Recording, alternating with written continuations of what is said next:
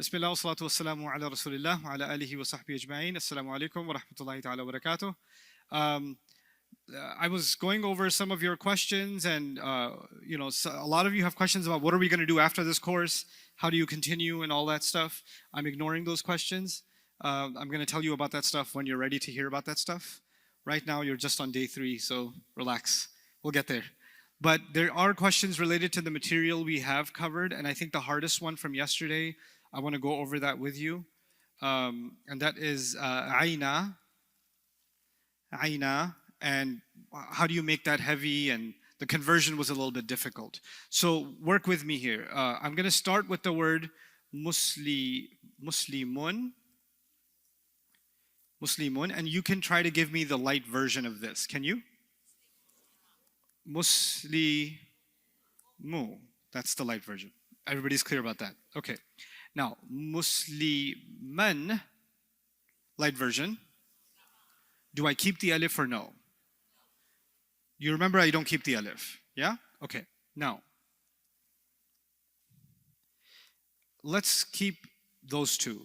I'll keep musliman, and muslima, okay?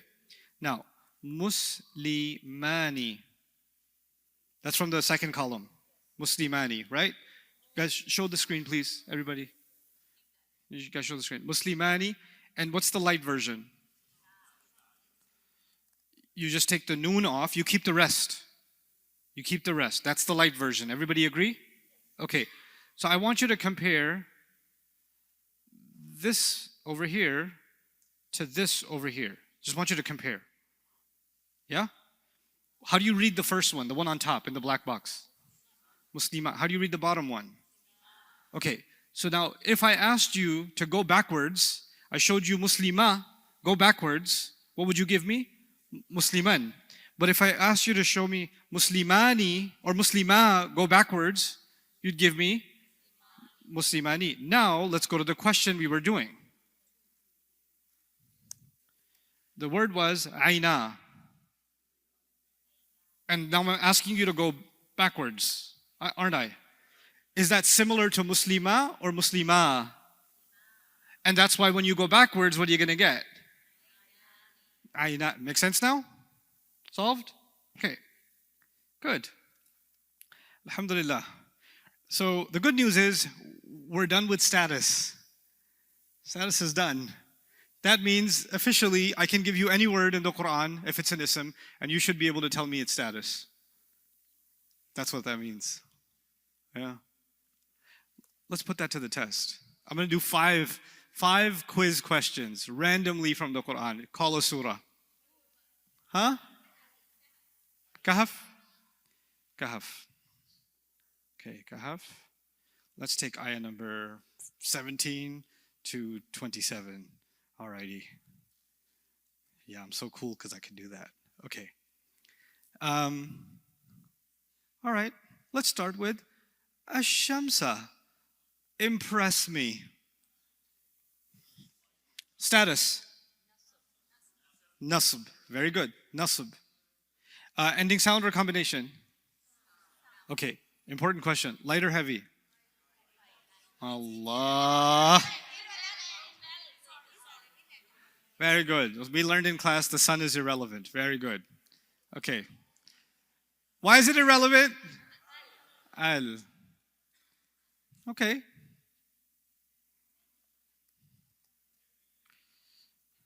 What you got?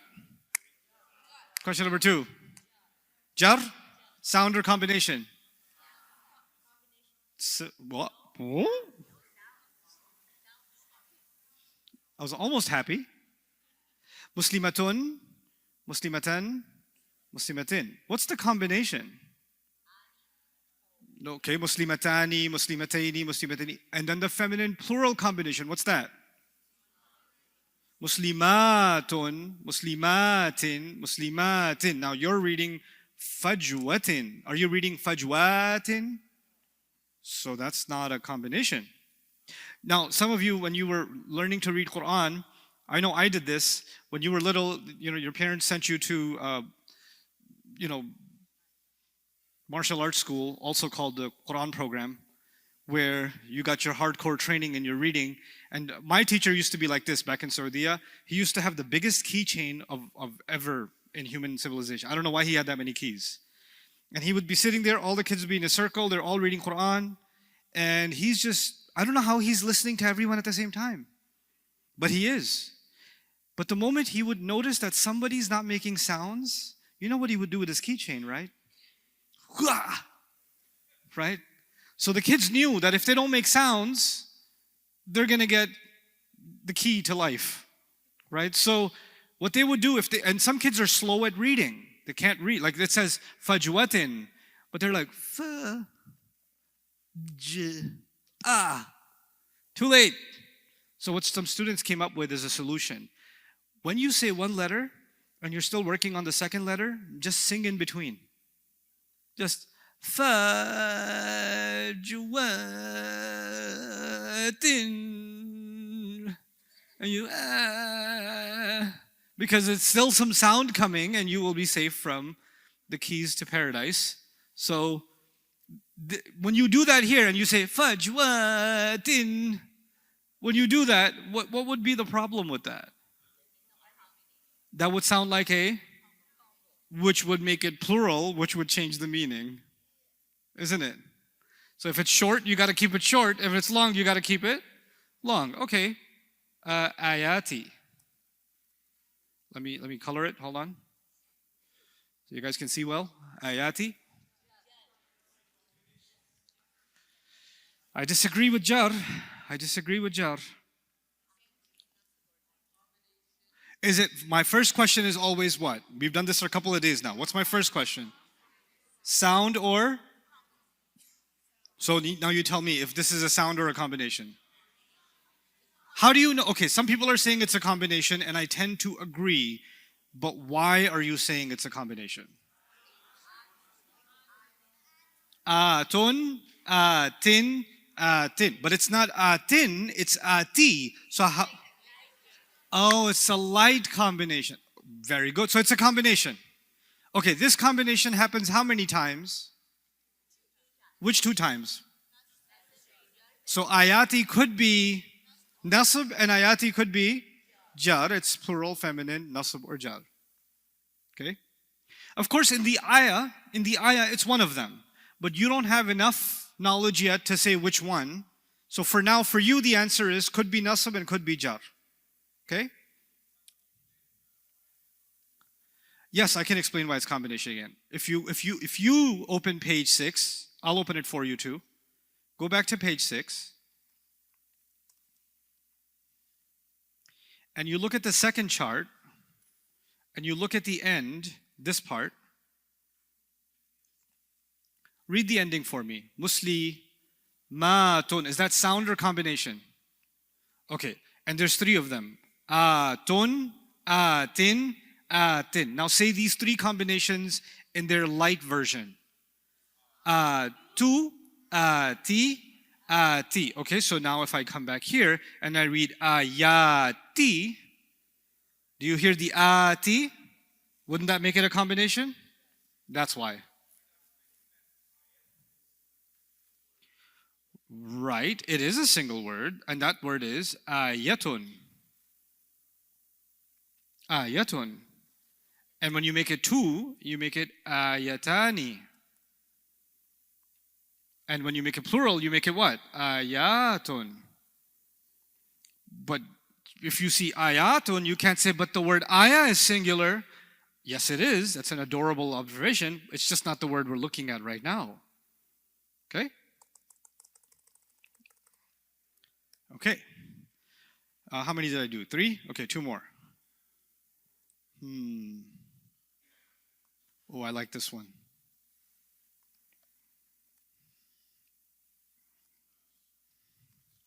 Rafi' nasab or jar. Ata. My first question is what? Always. You tell me my first question. Sound or combination? Sound? At? At? Thank you. There's only aatu and a-ti. So this is actually sound, which is what status? Nasb. Okay.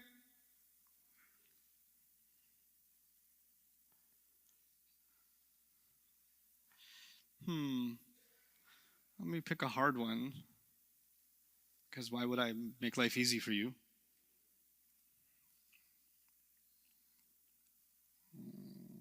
Oh, all of them are Surah Al-Kahf. Thank Allah. Okay, we'll go easy. It says rajman. That's right, rajman. Okay? The meme symbol is just because it's connecting to the ba afterwards. But it's still rajman. What you got? Sound? How many nasab? One nasab. One nasab. Okay. I'm going to write some things on the screen. You make sure that you understand everything that I'm writing down. I just need to make sure that you know. How many kinds of words are there? Okay, that's in Arabic. Hold on. Oh, stop it. Computer. Why isn't it going back to... Okay. 3 kinds of words. Which are? Ism, fi'il, harf. Okay. 4 properties of ism. Anybody? Status, number, gender. Good. 4 lessons of status. 1. Forms of status, which are rafa, nasab, jar. Okay. How to tell status. Sounds, combos, pronouns. Pronouns are rebels, remember? That's the second lesson. Okay, 3rd. Pronouns, we haven't done them yet. But I just said pronouns are crazy. I'll teach you later. Light versus? We covered that already? How many reasons are there in Arabic for a word to be light? We don't know them, but we know there are 4. Okay? And last one, flexibility, which is how many flexibilities? Fully, non, and the complicated, partly, which is the one I care about, u, a, and a. Right? This is a summary with some things missing, but this is an overall summary of everything we took 2 days to do and how to apply. This is where we are right now, which means status is complete. Okay? Now, we're going to start doing number. Number.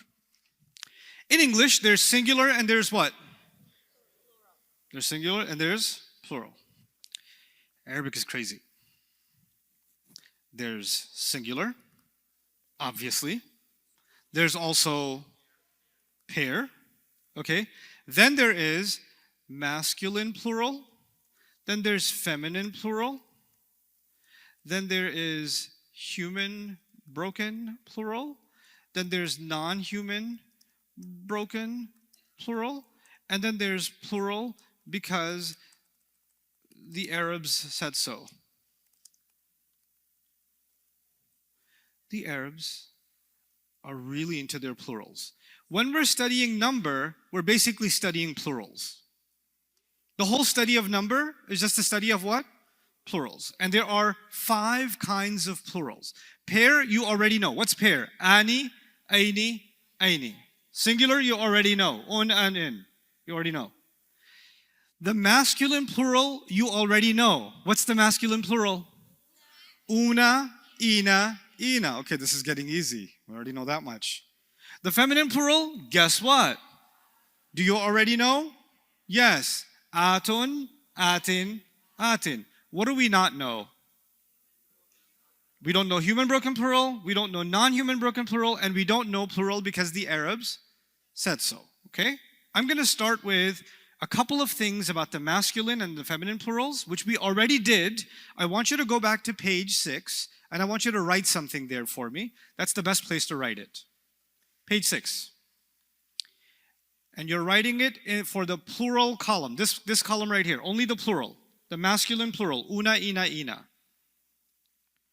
Oona, eena, eena is used for people. Is used for People or intelligent beings. People or intelligent beings. So it doesn't include your best friend. Oona, eena is used for people or intelligent beings. Now, what are the intelligent beings in Islamic literature? Angels will be oona, eena. Okay? Jinns will also be oona, eena. Will cows be oona, eena? No. Doesn't matter how smart your cow is. They got beef. They're not going to give oona, eena to your cow. Chicken? No. Books, chairs, tables? Dolphins? No. Okay?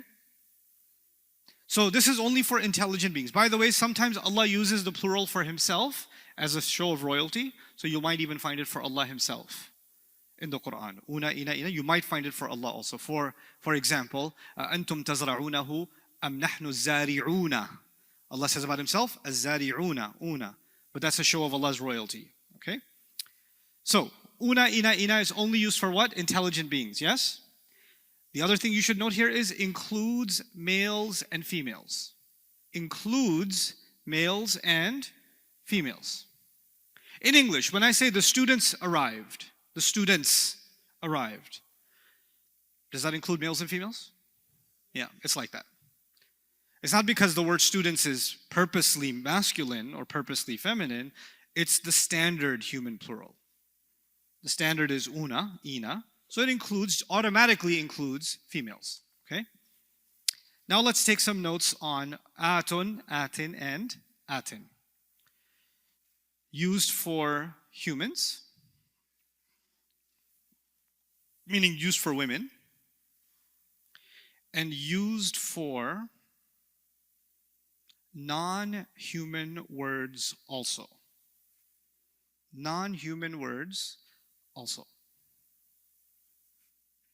So, for example, what's the word for skies? Samawatun, samawatin, samawatin. Is that a human word or non-human word? But you can see aatun, aatin on it. Or aa-yaa-tun, aayatin, ayatin. Barakatun, barakatin, barakatin. Tayyibatun, tayyibatin, tayyibatin. Rahamatun, rahamatin, rahamatin. What are these words? Are they human or not?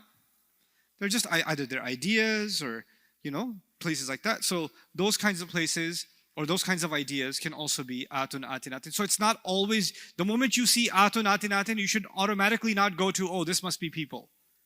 Could be women, but could be other things too. Okay? So that's, and the other thing is, what did oona include? What did oona include? Yeah, this one is exclusively feminine. You have to make sure you know that the feminine is exclusively feminine. I saw a hand, I didn't pick, yes. No, but the pairs are not a problem. The pairs you can use for anything. The singular you can use for anything. There's no limitations on the singular and there's no limitations on the pair. When there are restrictions, they're only on the plural. So for humans, these are the plurals. Or there are others, but if you see these, it has to be humans. And if you see aatun, aatin, it could be humans, it could be somebody else. But two masjids, masjidani. Two people, muslimani, rajulani, imra'atani, etc., etc. Okay? So we don't care about the singular and the pair because they're open. Anything's possible. Okay? All right, so we're done with these two. Masculine plural and feminine plural are done. Let me start marking off what's done. Singular is done, pair is done. We already did that first couple of days. What's left? Human broken plural, non-human broken plural, and plural because the Arabs said so. I'm going to get rid of plural because the Arabs said so. I'll help you with this first. Oops. Write down these three words. Nas, Qawm, Qarn. For you, that's good enough. Three words. Nas, Qawm, Qarn. In Arabic, Nas, Qawm, Qarn. Nas, Qawm, Qarn. Nas means people. Nas means people. Qawm means nation. Can also mean group. Qawm can be nation, it can also mean group. Group. And qarn can mean generation. Generation. In English, that the team is good. Is that good English? The team is good. That's good English. You know what else is good English? The team are good. The team is good is okay, and the team are good is also okay. Actually, it is. It's actually okay. The military is powerful, and the military are powerful are both correct English. They're both correct English. Some words, in English we call them collective nouns, group, class, okay? The class is active, the class are late. Both correct, technically. One gets more used than the other, so we get more used to it. But the idea is actually, if a noun has the meaning of many in it, a collective noun, then you can use it in the singular or you can use it in the plural. There are a handful of collective nouns that you'll find in the Quran. When they're used as plurals, even though the translation may be a nation. A nation is one nation, right? But you might find a nation being talked about in the Quran as if it is plural, and that's not because there are many nations, it's because there are many people in the nation. You understand? So, and the same thing with generation. The generation is one generation, but it's made up of what? Many people. So these are the kinds of words, and these are 3 Quran words that you might find are plural. And the answer, why are they plural? What did I explain it as? Because the Arab said so. Plural because the Arab said so. Okay? That's most of our job is done with number. Only 2 things are left. What are they? Human broken plural and non-human broken plural. I will give you warning now. I got the easy stuff out of the way. And before Maghrib, I need to make sure this and gender is done. This and gender. And we can do it. But I need you guys to just accept something. I need you to accept something. In every language, some things are crazy. It's just how it is. Every language has some things that are weird. And you just have to what? Accept it. You can't, why you people do that? Why? No. You just have to what? This is going to be one of those things which you say, but why? Just accept it. Okay? Just accept it. And to help you understand this, I shall tell you a story I've been telling for 20 years. I took a macroeconomics class back when I was in college in 1875, and our professor was a PhD exchange student from China. And he had a very thick accent. And we had no idea what he's saying. The class was 300 students in the auditorium. He's lecturing for an hour and a half. Some of the best sleep of my life. The midterm was coming 2 days from then, and the entire class signed a petition to delay the midterm because we just don't understand our professor. We cannot understand his English. We use that as an excuse to see if we can get the department to delay the midterm.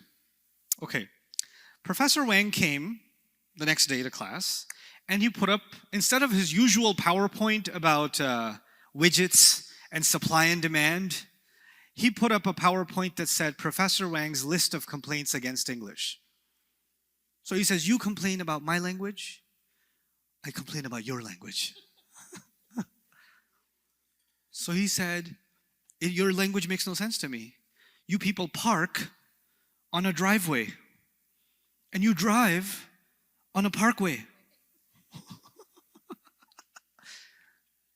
And he says, the plural of goose is geese, but the plural of moose is not meese. And the plural of tooth, what's the plural of tooth? Teeth, but the plural of booth is not beeth. Doesn't make any sense. Okay, so he had a point. There are, okay, what's the plural of booth, by the way? Booths. So if somebody learned, oh, English is easy. If you want to make something plural, just put an S.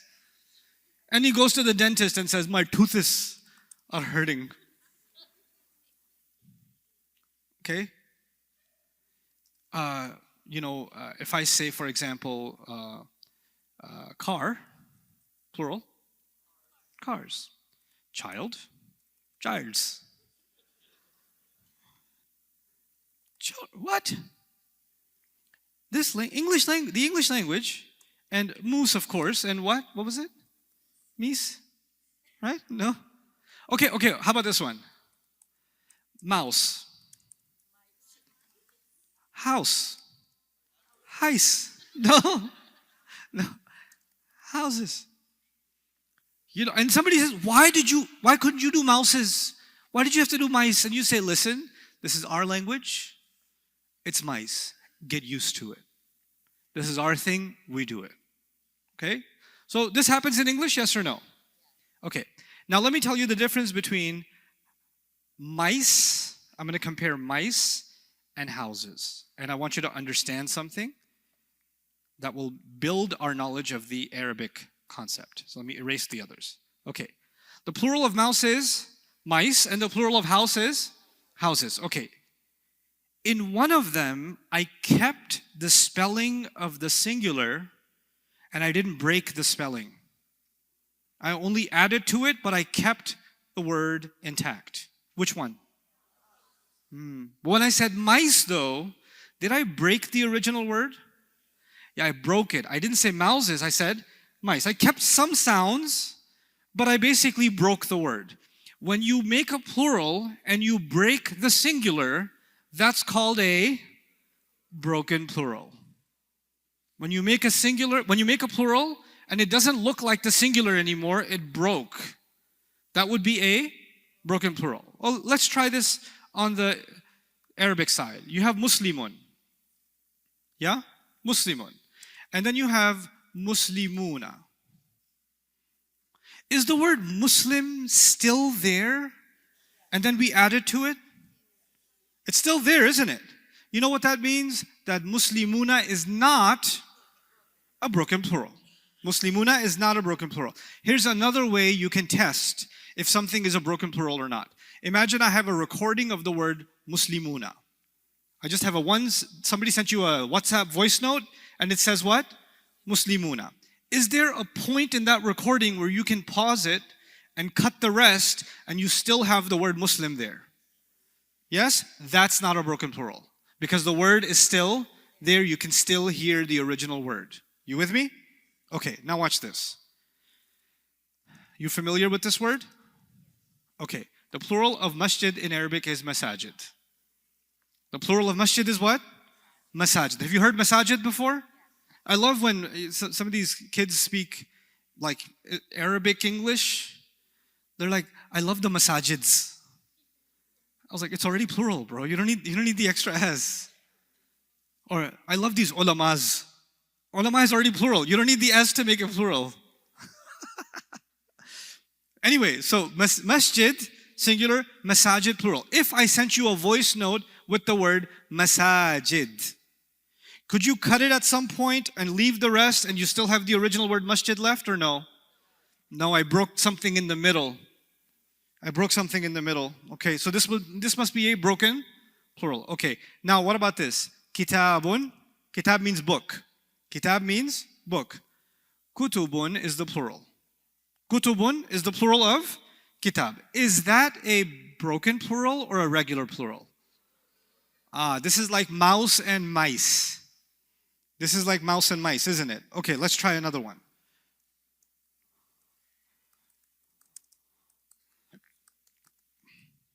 Rasulun, messenger. What's the plural of Rasul? Rusulun, messengers. What do you think? Broken or regular? It's broken because the original word did not start with ru. It started with ra. Even if I break it a little bit, it's broken. I need the exact original word or it's broken. You with me? Okay, what about this?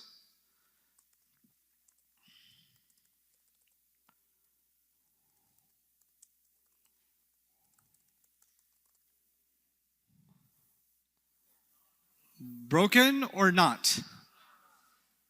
No, it's not a broken plural. Why not? Because if you had a voice note of rasuluna, you would still hear what? Rasul, pause, una. You would hear it. So this is not broken. Do you understand what the difference is between broken and non-broken? Okay, so now, the chart that we learned was regular plurals. What the chart does not cover is what? Broken plurals. Okay, now broken plurals, you should know a few things about them. About broken plurals. Hold on. Yeah, of course. Both. And I'll explain. Is the plural for Rasul, Rusul, or is the plural for Rasul, Rasuluna? Both are correct plurals. Arabic allows you to have multiple plurals. It's pretty cool. But they each mean something special, which is even cooler. Now, what does that mean? Tell me right now. No, I shall not tell you. I shall make you thirst for this knowledge and feel the pain of not knowing. And then I shall tell you later. Okay? Okay. About BPs, BP is not British Petroleum. I'm not referring to a gas station. I'm saying broken plurals. One, you can't predict what they're going to be. I can. You can't. Just like some foreigner could not predict that mouse was going to be mice. Some English-speaking person had to... It's not mouses. It's mice, bro. Somebody couldn't have predicted that tooth was going to be teeth. They would have guessed wrongly that it's going to be tooths. And somebody who speaks English would have had to tell them, no, by the way, this one's teeth. Okay? So you can't predict what they're going to be. You know what that means? That means your vocabulary work is cut out for you. Because whenever there's a word and it has a broken plural, you're going to have to learn that word, and you're going to have to learn its broken plural too. Here's the good news though. Most words have broken plurals. Wait, that's not good news. Most words have what? Broken plurals. Which means when you know a word in Arabic, chances are that its plural is what? Broken. Yes, lots and lots of words have oona and eena, of course. Aatun and aatin, the regular endings. But lots of them, if not most, have broken plurals. Okay? So this is a problem not of grammar, but of what? Vocabulary. That's my second observation. Here's my third most important observation.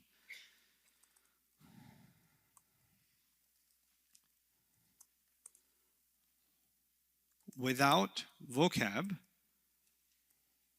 meaning without knowing what it means, they look singular because they don't have combination. Rather, they have what? Ending what? Ending sounds. Now, when I learned Muslimun, Musliman, Muslimin, ending sounds go in which column? No, they don't go they go in the singular column. But now we know when you see an ending sound, it could be singular. It could also be a broken plural. Not just any plural, it has to be a broken plural. Broken plurals also have ending sounds. So let me show you an example. Kitabun. Let me make that bigger. Hold on. Give me the rafa nasab jar of kitabun. Kitabun, kitaban, kitabin. The pair is kitabani. Kitabani, kitabaini, kitabaini. There's no such thing as a broken pair. That only happens in real life, not in grammar. Okay? So there's no broken pair. Pairs are pairs. Ani, aini, aini, always. But when it comes to the plural, what happens? Kutubun, kutuban, and kutubin. Kutubun, kutuban, kutubin. The endings look exactly like which column? The first column. The singular column. So when you look at it, you're like, oh, this word is singular. No, no, no. The only way you could tell it's not singular, what's the secret? Vocabulary. Without vocabulary, it looks to you like it's what? It's singular. But with vocabulary, oh, now I know the difference between kitabun and kutubun. So let's take another example of this. What if I had Rasulun? That's one. So what's the rafa' nasab jar of one messenger? Rasulun, rasulan, rasulin. Okay, how do you say two messengers? Rasulani, rasulaini, rasulaini. There's no variations in the pairs. Pairs are pairs, they always work. When you get to the plural, what do you get? Rusulun, rafa', rusulan, and rusulin. So and in again. Again. Okay?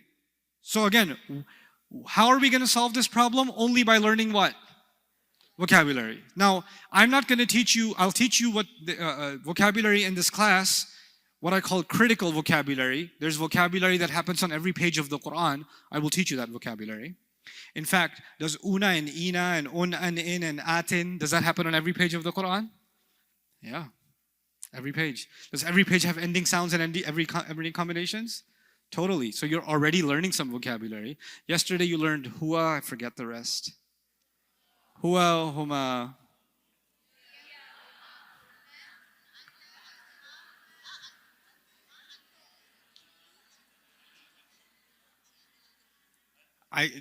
As if I don't see the awkward smiles of silence from some of you. Some of you are like, hua, huma, hum. You're trying. Other ones are like, that's one of those really bad shadi photos you take. Huwa huma hum, hiya huma hunna, anta antuma antum, anti antuma antunna, ana nahnu. We'll come back to that, but I will teach you vocab. In this course, we only have 10 days, so I'm going to teach you critical vocab. On a side note, I have a question. You know, I like to think of myself as a fairly patient teacher, but there's also there's a mother-in-law that resides inside of me. The mother-in-law in me is highly sarcastic and, passive-aggressive, insults you without insulting you, mother-in-law. Not mine. Mine's great. Okay, but anyway, she's watching right now. Hey, hi, okay. So somebody asked, after these 10 days, I will know all of the Arabic? Reminded me of a situation. I was sitting having my food quietly at a restaurant, and some guy came down, sat on my table. See you on YouTube. I was like, oh, that allows you to sit on this table. Please, have a seat. He says, if I do your Arabic program, can you guarantee me that I will know Arabic? I know. I was in the middle of I was like, okay, let's talk about this. I'm not selling you laundry detergent that guarantees to get the stains out. When you go sign up at the university to do accounting or medical school, do you go to the dean of the university and say, if I do this medical program, do you guarantee I will become a doctor? Do you do that with any education? You go and say, you better guarantee that if I do this, I will get. Learning is the teacher giving you a path and you doing 90% of the work, which is what? Following the path. That attitude prohibits your latitude. It's like look, a student has a certain attitude. A customer has a different attitude. If you have a customer attitude, go to Walmart. Okay? And by the way, there's plenty of Walmart versions of Arabic programs. Do this for 10 days and you will know 90% of the Quran. And you're like, yes, sign up now. There are programs, it's great. It's cute, it's adorable. And what I like to call misplaced confidence. Even if you learn that stuff and you start feeling like you know, does that mean you know? I was teaching an advanced course in the morning and one of the students made a small mistake. The Arabic said yakhafu, and she read yukhafu. Yakhafu, yukhafu. Okay? Now, so somebody, Umayr, a person named Umayr, a Sahabi named Umayr, yakhaf. Now, I think everybody here knows what the word khawf means. What does khawf mean? So, you know what a lot of Muslims do? Oh, I know khawf. Khawf means what? Fear. So if I read yakhafu, it must be talking about fear. Umayr yakhafu, Umayr is afraid. Umayr yukhafu, Umayr is what? Afraid. You see, brother, a lot of words are in Urdu also. I understand that. That's why 90% I already understand. This is your misplaced confidence. Let me tell you something. If I say Umayr yakhafu means Umayr fears. And if I say Umayr yukhafu means Umayr is feared. He's terrifying, people are scared of him. If Umayr yakhaf, Umayr is running scared. If it's Umayr yukhaf, people are running from him. They're scared of him. It's the opposite. So misplaced confidence is dangerous. So in 10 days, will you master the Arabic language? Absolutely not.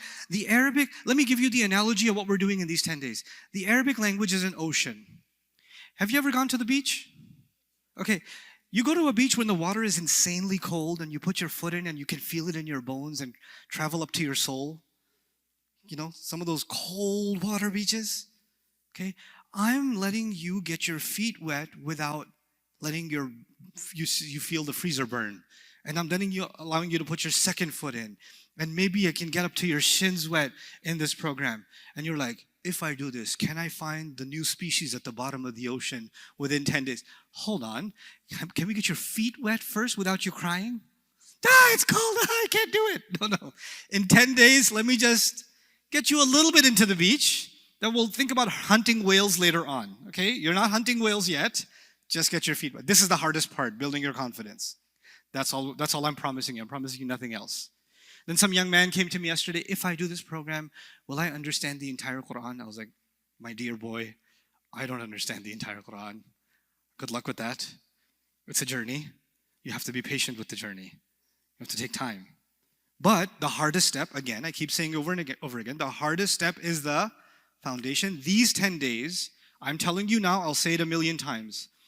These 10 days are a rock-solid foundation, which is why you should do this material at least 2 times, ideally 3 times, before you learn, oh, now I'm ready to download this PDF, and I'm going to watch that YouTube series, and I'm going to do this, and I'm going to... Before you go everywhere else, I would do yourself a favor. When we finish this program, don't think about any continuing education. Think about solidifying your what? Foundation. You should know this so well, you can teach it to someone else. Off the top of your head. This material. When you have that foundation right, I am telling you, you will fly in Arabic. But when you jump over to new materials, new sources, I want more advanced. I know students that do this. I've been doing this for 20 years. Students that want to, in Urdu they call it aage daud piche chhod. Right? Running with a leaky bucket. That's what that is. You're running ahead, the bucket's emptying out. That's what's happening. And they get to 1 year of study, and guess what mistakes they make? They make mistakes that students that pay attention to the first 10 days would never have made. And I literally have to remind them, by the way, intensive 1. By the way, first 10 days. You're like, oh yeah. I don't want you to do that. I want you to have a solid foundation. Okay? Anyway, so what was I saying about rusul? It is a what kind of plural? Do you understand how to recognize it? Yes, sir.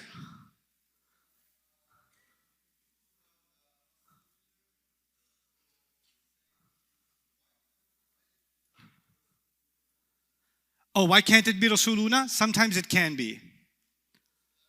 That's possible. The question is, why can't it be rasuluna? First, I want you to know the Arabs will decide, not me. They decide for some words, they allow you to say rusul and say rasuluna at the same time. Okay? But then the discussion becomes, is there a difference between rusulun and rasuluna? I'll give you another really interesting example of this. The word is kafir. Kafir means disbeliever. Yes, also means farmer, by the way. Kafirani, what's that? 2 disbelievers. Plural. Qul ya ayyuhal, also kuffarun, also kafaratun. All of these are plurals. Kafiruna is a plural of kafir. Kuffar, have you heard kuffar before? Kuffar is also a plural of what? Kafir. And kafara, ulaika humul kafaratul fajara, is also a plural of kafir. So how many plurals does kafir have? 1 regular plural. Which one's the regular plural? Kafiruna. And 2 broken plurals. Kafara and kuffar. kuffar. They're both broken. Okay? When I get you a little bit more advanced, your feet get a little more normal in the cold weather, then I'll explain the difference between these three because there's a difference. Okay? Now, here's the part that doesn't make any sense. I will explain by way of an English example. Fatima, sorry Fatima if there's a Fatima here, I apologize. Fatima bought 4 books. She read her all in just 2 days. Then returned her for a full weekend because she found her boring. Does that sound right? Can you fix it? Can you fix it? Any volunteers? Can you read that and fix it? Yes, young man, please. Fatima bought 4 books, so far so good. She read her all. She read, replace the word her with something else. That makes sense. She read them all. She read them all in just 2 days. Then returned them for a full weekend because she found them boring. Every time I was supposed to use them, I was using what? If you have a broken plural, you should be using they, right? The Arabs, thousands of years ago at some barbecue, they said, you know, if there's a broken plural, why don't we all pretend we're talking about a girl? And somebody else said, I'm in. So when they talk about books, when they talk about masjids, in Arabic, they won't say they were built. Masjids, they were built. You know what they're going to say? She was built. And some newbie comes and says, she was built. She was built? And the Arabs are to each other like, inside joke. Because it's a broken plural, we're going to pretend, we're not going to use the word they, we're going to use what word? She. We're going to use the word she. This, I told you, every language has something that's a little bit what? Crazy. This is the only thing that's weird in Arabic that I've ever found. Okay, 20 years of studying Arabic, 25 years. Only weird thing I ever found really was broken plurals are treated like a she. Okay, now watch this. By the way, were books human or not human? Okay, now let's go make this even weirder. Ali, or let's say Ahmed, learned from a few scholars. He spent years with them. He served them and benefited from their company. That sounds pretty normal, right? Okay. The Arabs do this. The Arabs do this. The word I'm working on is scholars, yeah? But they also do this. Ahmed learned from a few scholars. He spent years with her.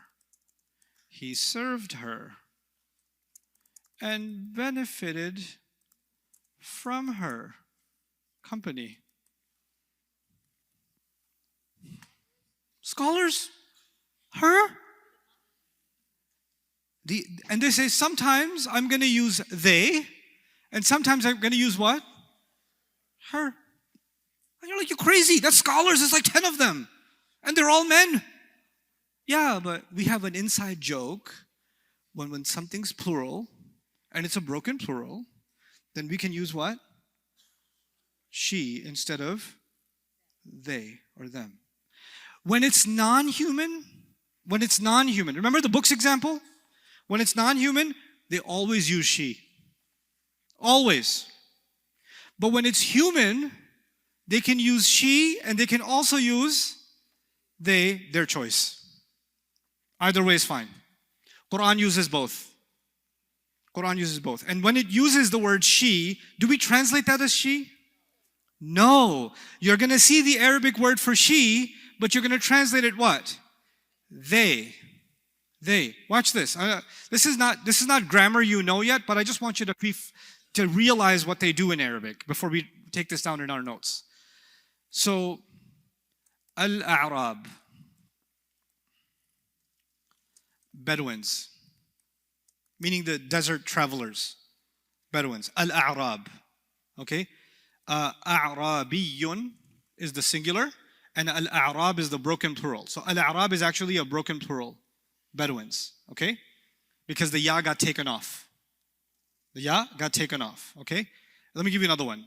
Arab is even Arabiyun. You know what Arabiyun means? You know what it means? An Arab man. Arabiyun means an Arab man. And Arabun means Arab people.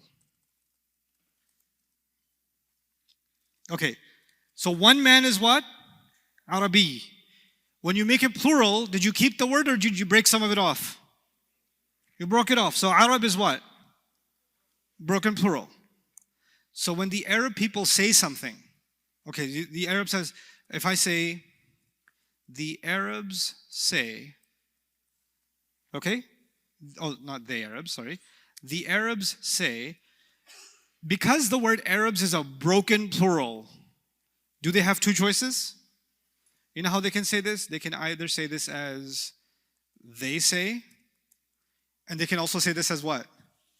She says. And the crazy thing about the Arabs is when they hear that, they're like, yeah, of course it means they say. Of course that's what it means. They don't even wonder about it. Now let me show you some Arabic on this. Qala. Qala means he said. I haven't done fi'l with you yet, but I just want you to see something. Qala means what? He said. And qalat means she said. Yeah? They'll say, qala al-Arab, the Arab said. They'll also say, qalat al-Arab, the Arab said. Both of them are correct. Let me give you another crazy example. You don't have to know these examples. I just want you to get settled in the idea. The examples are later on, but just the idea, okay? This is the last one. Dhalika and tilka. Okay. What's your name, young man? Ali. Ali Ahmed. Okay. What's your name? Banafsha? Banafsha. Okay. Dhalika Ahmed. Or Ali. Right? Ali. Two first names. Ali Ahmed. Dhalika Ali Ahmed. Dhalika. Which one did I use? Dhalika. Dhalika is used for boys. I can't say dhalika banafsha. I have to say what? Tilka banafsha. If I'm pointing at a boy, I'm going to say what? Dhalika. If I'm pointing at a girl, I'll say dhalika Ali Ahmed tilka banafsha. You with me? Pointing at a man, what do you say? If I want to point at the imam, what do I say? If I point at my mom, what do I say? If I point at my daughter, what do I say? When I point at this teacher at school, what do I say? Nowadays, ulaika.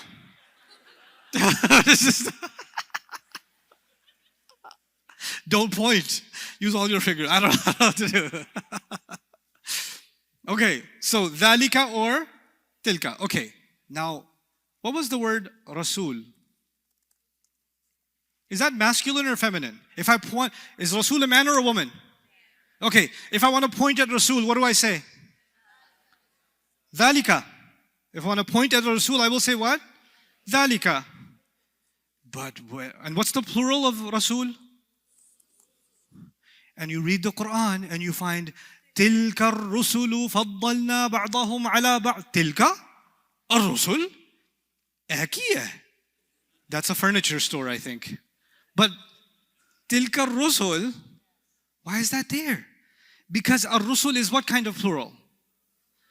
A broken plural, and the Arabs thousands of years ago at a barbecue decided that if there's a broken plural, they have the right, they reserve the right to talk about it as if they're talking about One female, not even many female, one female. Tilka rusulu, perfectly good Arabic. But you're not going to translate that as that feminine messengers. You're going to translate that as those messengers. Those messengers. Okay? Let's go back. We started talking about number today. To understand the subject of number, number one, you need to know what singular is. Do you already know what singular is?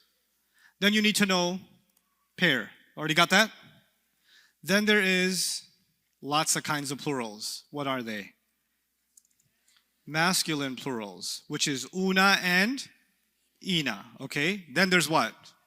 Feminine plurals, which is what? Aatun or aatin. Then there is human broken plurals. We already know when the word breaks, it's called a broken plural, right? And what do we learn about them? They can use she and they can use they. Yes? She or they. By the way, if you want to be technical, they can use it as feminine singular. But the easy way to remember that is what word? She, because she is feminine singular. Okay? And then non-human broken plurals. Just she. Just she, yeah? And then what's the last one? Feminine because the Arabs said so. And how many words were here?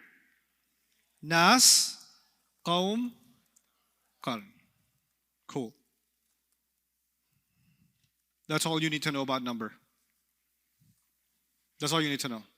I'll just give you some practical tests on this. 5-minute practice, just so you get the basic idea. Life can move on. Okay? Question, yes sir. Wait, 2 people talking at the same time. Yes, no one's behind you, yes.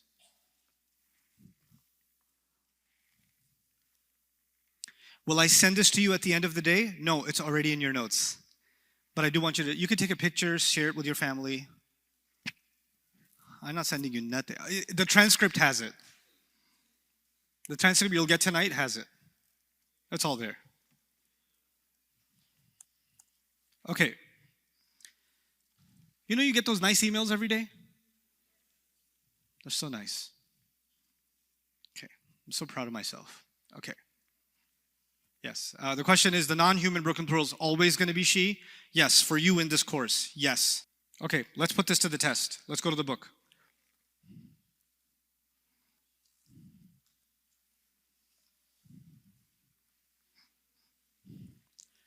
Okay, this exercise can only really be done if you have the meanings. So what I've done here is I've given you the Arabic word, but I've also written the meanings next to it, right? So we can get some help. But the first one, al-mukaththibina, what I want to know here is this a sound or combination? Okay, let me remember this now.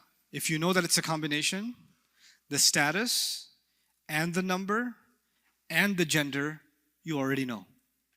You know 3 things right away. If you know that it's a combination. What 3 things do you know? Status, number. Let's test that. What's the status of eena? So you know the status. Nasab or jar, yes? Do you know the number? Because it's the plural column, it's plural. Do you know the gender? Masculine, because it's from which chart? The masculine chart. There are 4 properties of an ism. 4. When you see a combination, 3 of them are handed to you on a plate. Status, number, and gender. So let's go through all of them that have a combination first. So we get used to that. Al-mutanafisuna. I want 3 things. Status, number, and gender. What's the status? Oona means what status? Rafa. Oona means how many? Plural. Done. Oona means what gender? Masculine, because it's from the masculine chart, isn't it? Okay. The bottom one. Rajulaini. Rajulaini. It's a combination, right? Let's start with status, then go to number, then go to gender. What's the status? Nasab or jar is correct. Aini. Could be nasab, could be jar. What's the number? That's 2. What's the gender? Masculine. Masculine, which we'll dig deeper into soon. Okay, let's do the top one. Aa-yaa-tun.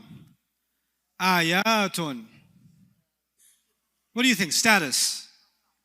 Status. Very good. It's not aatun, rafa. Is this a combination? Okay, so it's aatun. What? How many? Number. Plural. Gender. Feminine. Done? Okay, now let's go back. Question? Yes? Yeah, cross that out. Put plural. Let's go to number 3. This is going to be fun. What does al-jibal mean? You should read the text and tell me what does al-jibal mean. Mountains. So because you know the meaning, you know that this word is singular, pair, or plural. Okay, now listen carefully. Is this a regular kind of plural, like oona, eena, aatun, aatin, or something else? Okay, if it's something else, there's 3 other categories. There's human broken plural, non-human broken plural, and plural because the Arabs said so. Is this plural because the Arabs said so?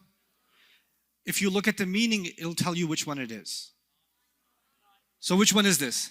Non-human broken plural. I want the status, I want the number, and I want the gender, and this is going to be the crazy part. The status is easy. What's the status?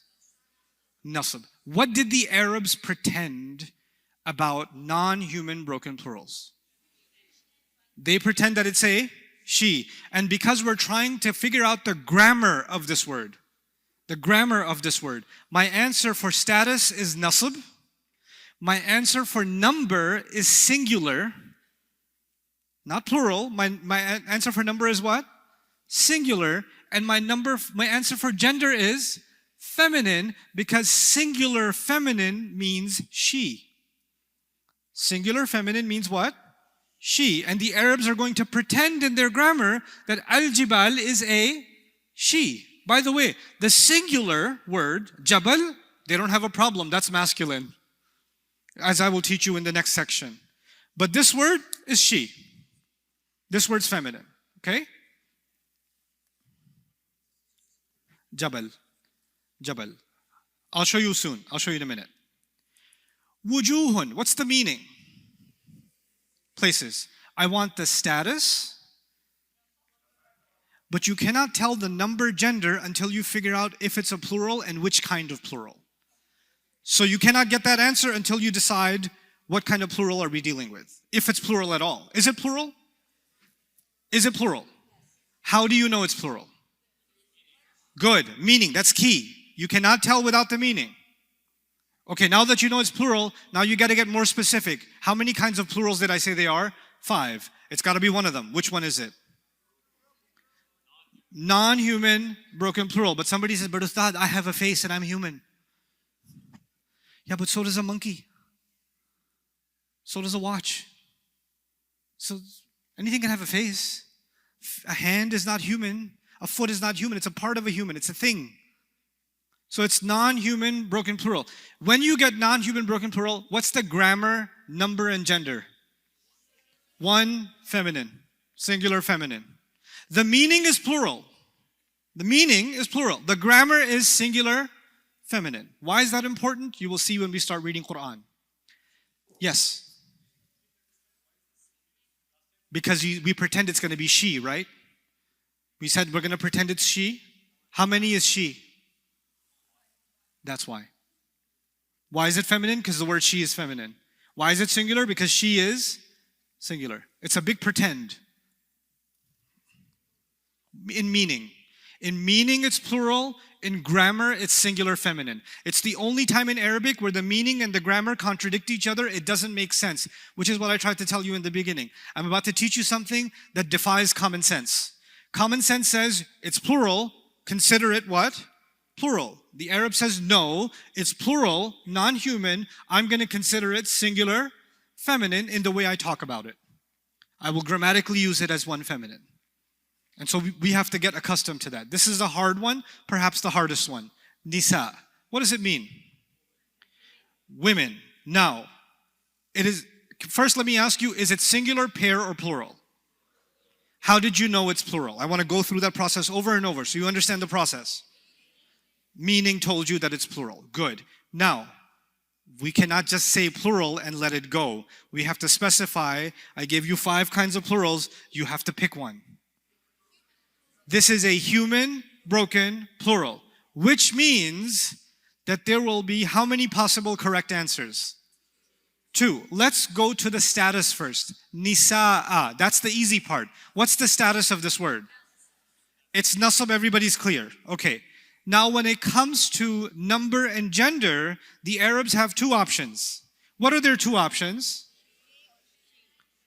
If it's they, I'm going to say this is plural feminine. This is plural feminine. And if it's she, I'm going to say that it's singular feminine. Both of those are correct answers. Both of those are, because when it comes to a human broken plural, you get 2 sets of correct answers. Either you get an answer based on she, or you get an answer based on they. And both of them are correct. And you should know, sometimes in a single ayah, Allah will use a word, a human broken plural, and He'll start off with the she, and He'll move on to the they in the same ayah. He can do that, and that happens in the Quran. Okay? Al-bihar. Al-bihar. How do you know it's plural? Again and again. Process, process, process. Just like math class, the math teacher is not interested in the right answer. The math teacher is interested in what? The right process. So what's the process? How did you know it's plural? Meaning. Thank you. Because of the meaning, were you able to narrow down which kind of plural? Let me ask you now, how many kinds of plurals are there in Arabic? Which is why we have to narrow it down before we get to the answer. Okay? What did you narrow it down to? Which kind of plural? Non-human broken plural. Is the answer always the same for non-human broken plurals? What's the answer? Singular, feminine. Good. Good. Al-mutanafisun we already did, didn't we? Let's do al-qubur. Al-quburi. Somebody walk me through it. I'm not going to do it anymore. Somebody volunteer, walk me through the whole process. I'm not interested in the answer. I'm interested in the process. Yes, young man. You say because of the meaning it's plural. I agree with you. Go on. It's jar because of the kasra, because of the e sound at the end. Good. It's jar. It's a non-human broken plural. Excellent identification. And therefore, singular feminine. Singular feminine. I love it. This is like the, so juicy. Okay, al-bayyinatu. Al-bayyinatu. What do you think about the status? Anybody? Rafa? Everybody agrees? I agree too, Rafa. What else you got? It's singular? Why is it singular? Is where the meaning tells you, and the hijab is usually on singulars. Muslimatun, remember? Okay, so singular. So it's singular, it's rafa. What gender is it? How come? The marbuta. Easy, the hijab. Giveaway. Dead giveaway. Hopefully. Okay. Ooh, this is going to be hard. Al-malaikatu. Al-malaikatu. Okay. Status should be easy. Okay, I agree. It's rafa. How do we determine number and gender here? How do we figure that out? Okay, meaning. I'm going to go with meaning.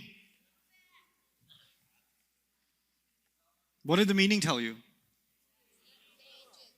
Is that part of the human, intelligent being category or non-human? So intelligent or / human category. So that category gives you 1 set of answers or 2 set of answers? Here's the really tricky part. What 2 answers am I going to get? Either I need number, gender. Either you get singular feminine, and I agree because broken plurals can be treated like a she, or no, not plural feminine, plural masculine. Either singular feminine or plural masculine. Now that's confusing, isn't it? So we have to figure that one out. Before your break, I'm going to explain that to you. First, I want you to know that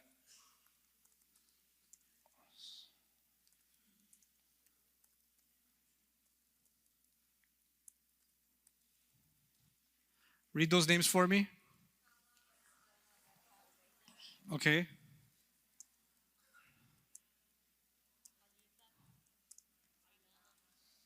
Okay. Usama, girl's name or boy's name? Talha? Ubayda? Khalifa, a title for a man or a woman? Allama, a title for a male or a female? Male. What seems to be the problem? But to start, you said if it's a tower. The ta marbuta works. It don't work all the time. The ta marbuta can be used for many things in Arabic. Gender is just one of them. Gender is just one reason the ta marbuta is used. The ta marbuta is used for a bunch of other reasons in Arabic. Just because you see a ta marbuta is not enough to call something what?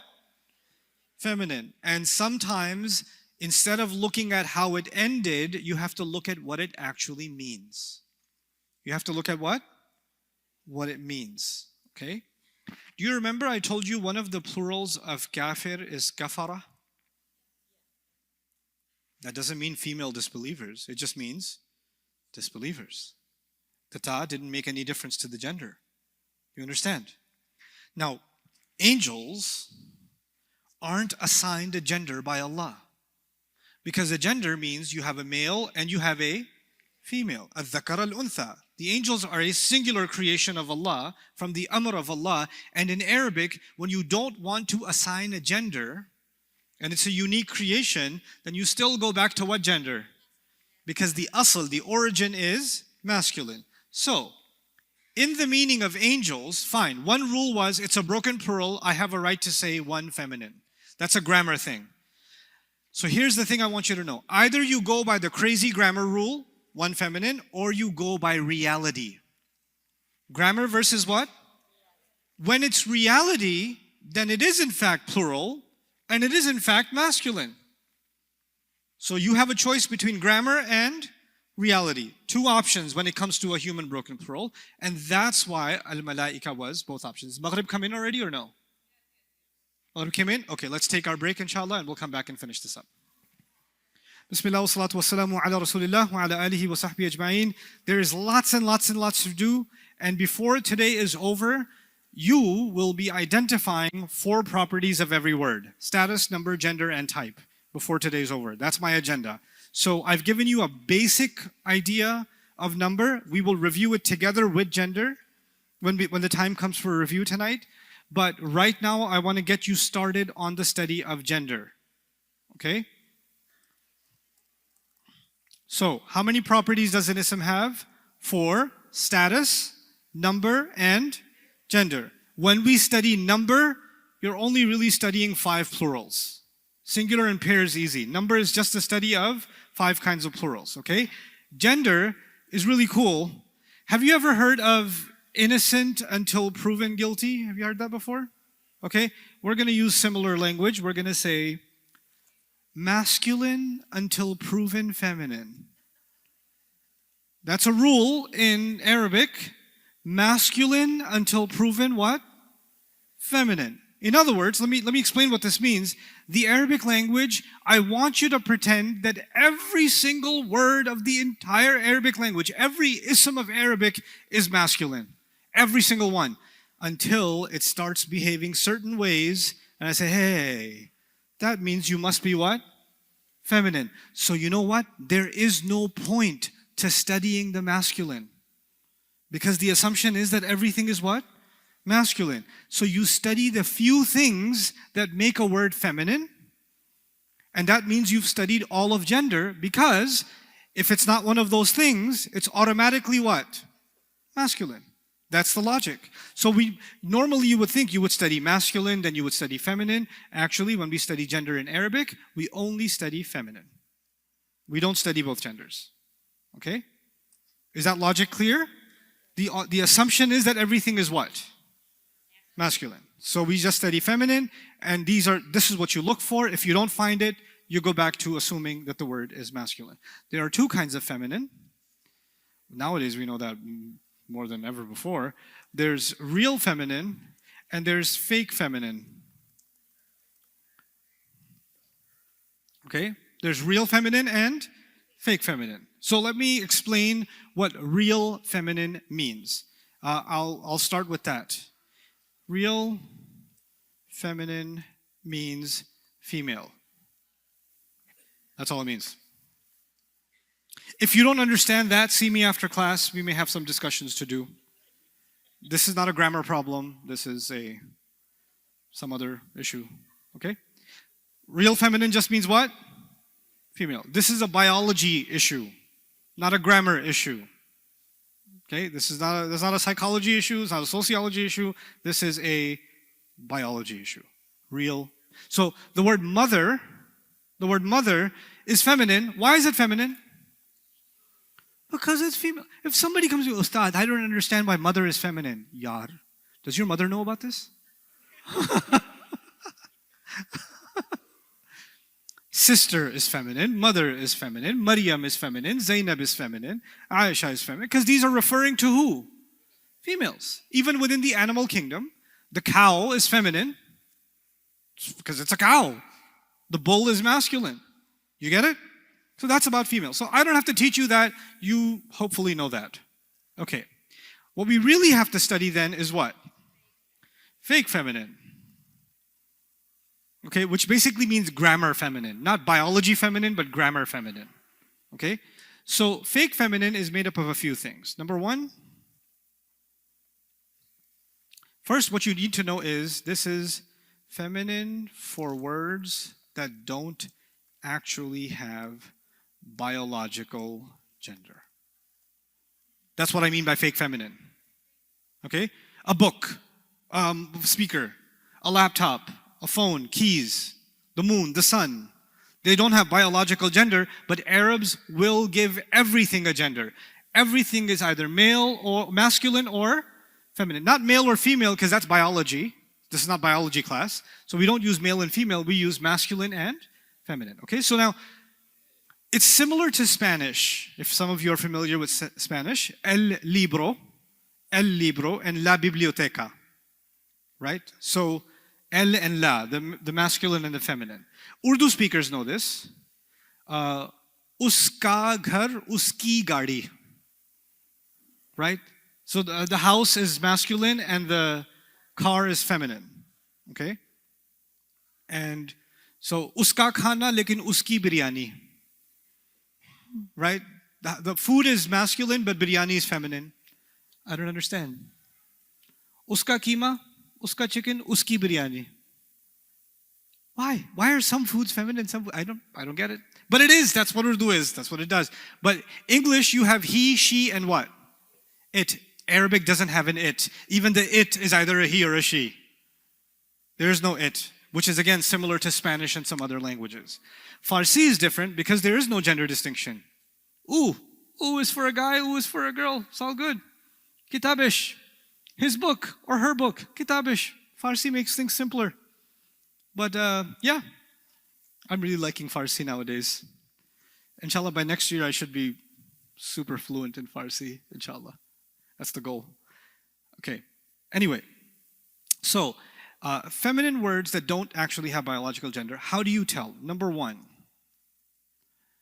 certain letter endings. Round ta, alif maqsura, alif mamduda.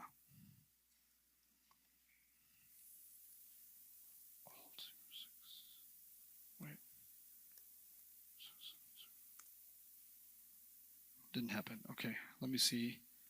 Symbol. There we go.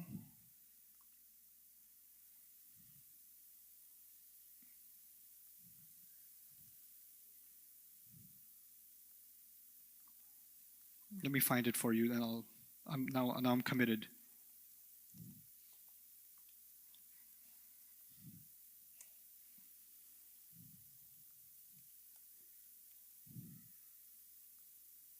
Oh, and now it went to the wrong letter.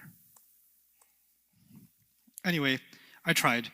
Let's see if I can show this to you. You see sometimes there's a ya and it has a dagger on top.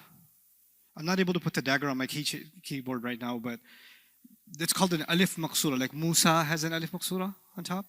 These 3-letter endings on certain words can make the word feminine in Arabic, but they don't always work.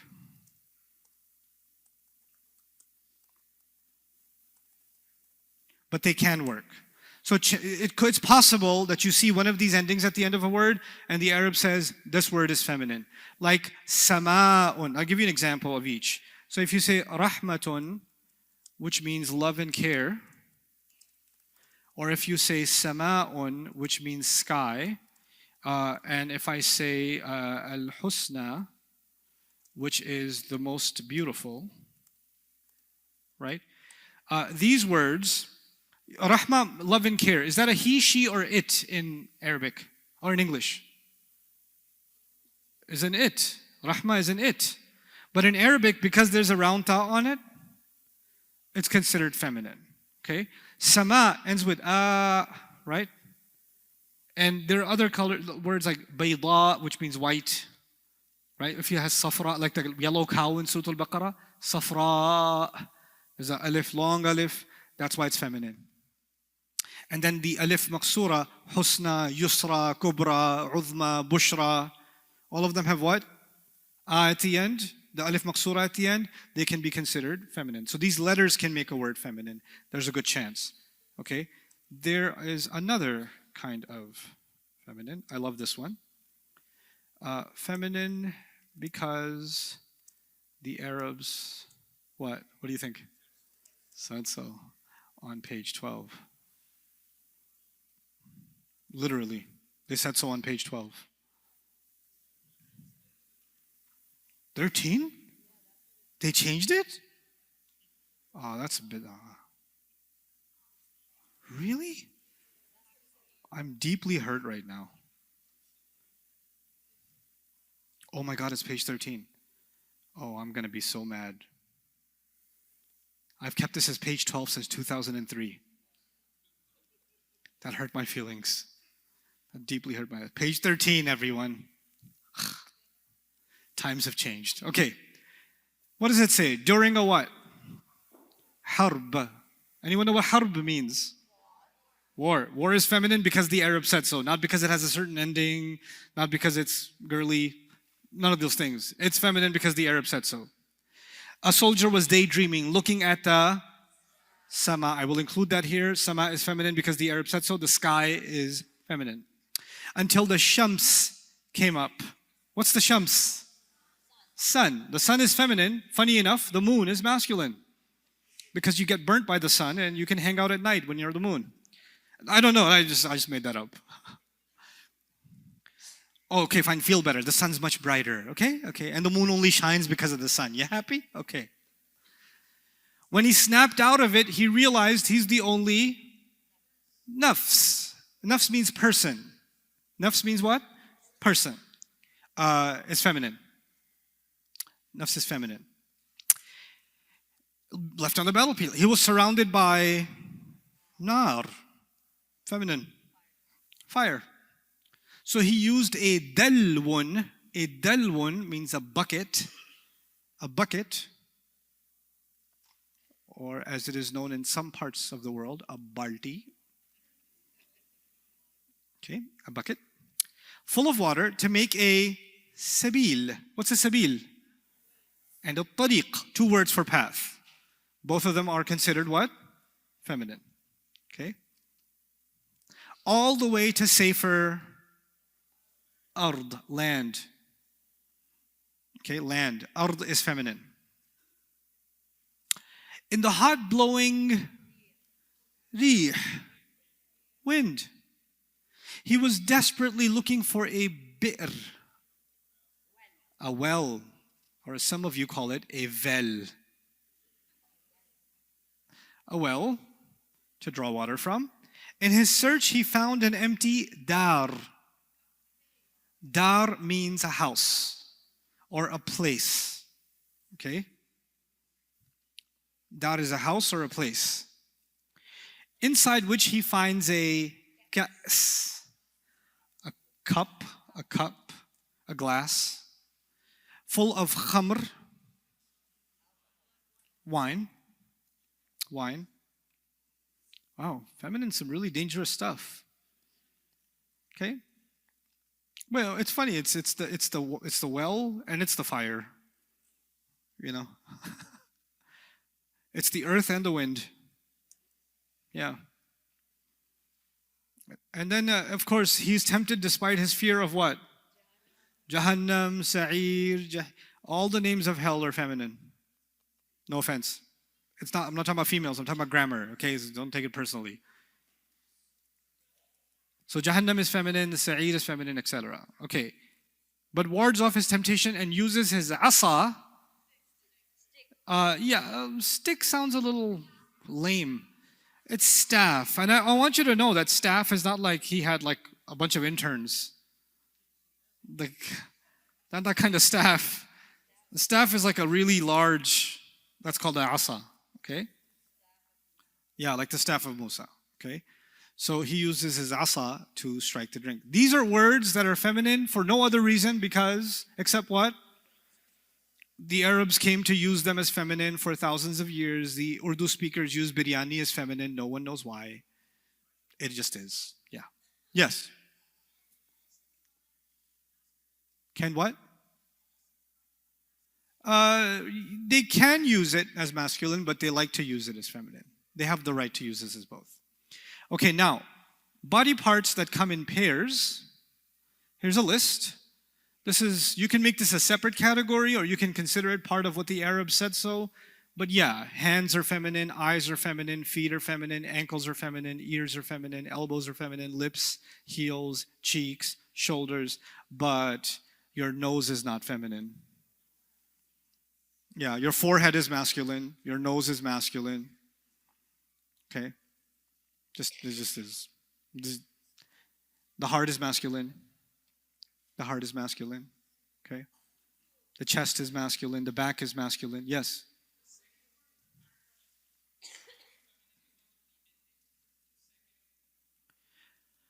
Oh, the sama. It's a little trickier than that. I would still keep it in this category. When you get a little bit more knowledgeable in spelling structures, then you'll see that that's a different one. Okay? So feminine because the Arab said so on page 13. I'm going to just add here body parts in pairs. And that's also 13. And finally, broken plurals. This is a pretty decent list that's applying to the Quran. So this should be pretty comprehensive for Quran. I've limited your vocabulary work in this book 99% of the time to Quran only. So any word you come across, you'll probably come across it in the Quran. High chance. I wrote here as the fourth item, broken plurals. Why in the world did I talk about broken plurals here? What did the Arabs do with broken plurals? They created a fake what? She, didn't they? So it belongs here too. It belongs here also. Now, if you don't see this, if you don't see any of this stuff, then what are you going to assume about a word? It's masculine. If it's not a broken plural, and you know already the categories of broken plurals, human broken plurals, non-human broken plurals, we did that. If you don't see any of this, automatically the word is masculine. And this concludes the study of gender. This is all you have to know about gender. This is it. Some words are feminine because these endings. Some words are Arabic because Arab said so. And some words are feminine because they are what? Broken plurals. Done. That's it. Now let's look at if we can identify.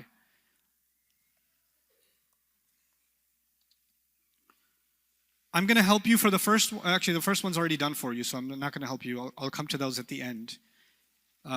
Let's go to number 5, muhsinin.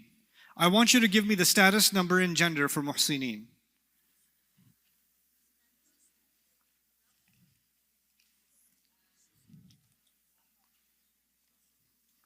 I am so excited because in the next hour, we're going to be done with 4 properties of the ism. And this semester is over. And you know what that means? Our foundation for building Arabic is done. Tomorrow we start learning Arabic. Because right now you're just getting all this technical information. Tomorrow we start putting Arabic together. Inshallah.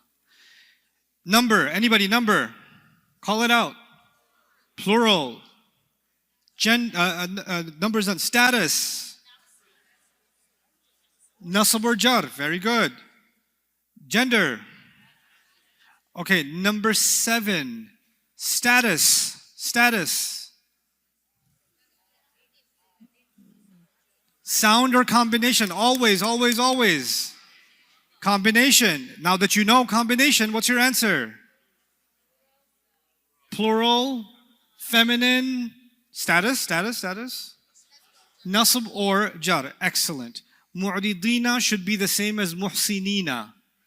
Yeah, so number 9 should be the same as number 5. Because you see eena on that one and eena on this one, so the answers are going to be the same. Is that clear? Number 11, I will tell you the meaning. It means men. M-E-N.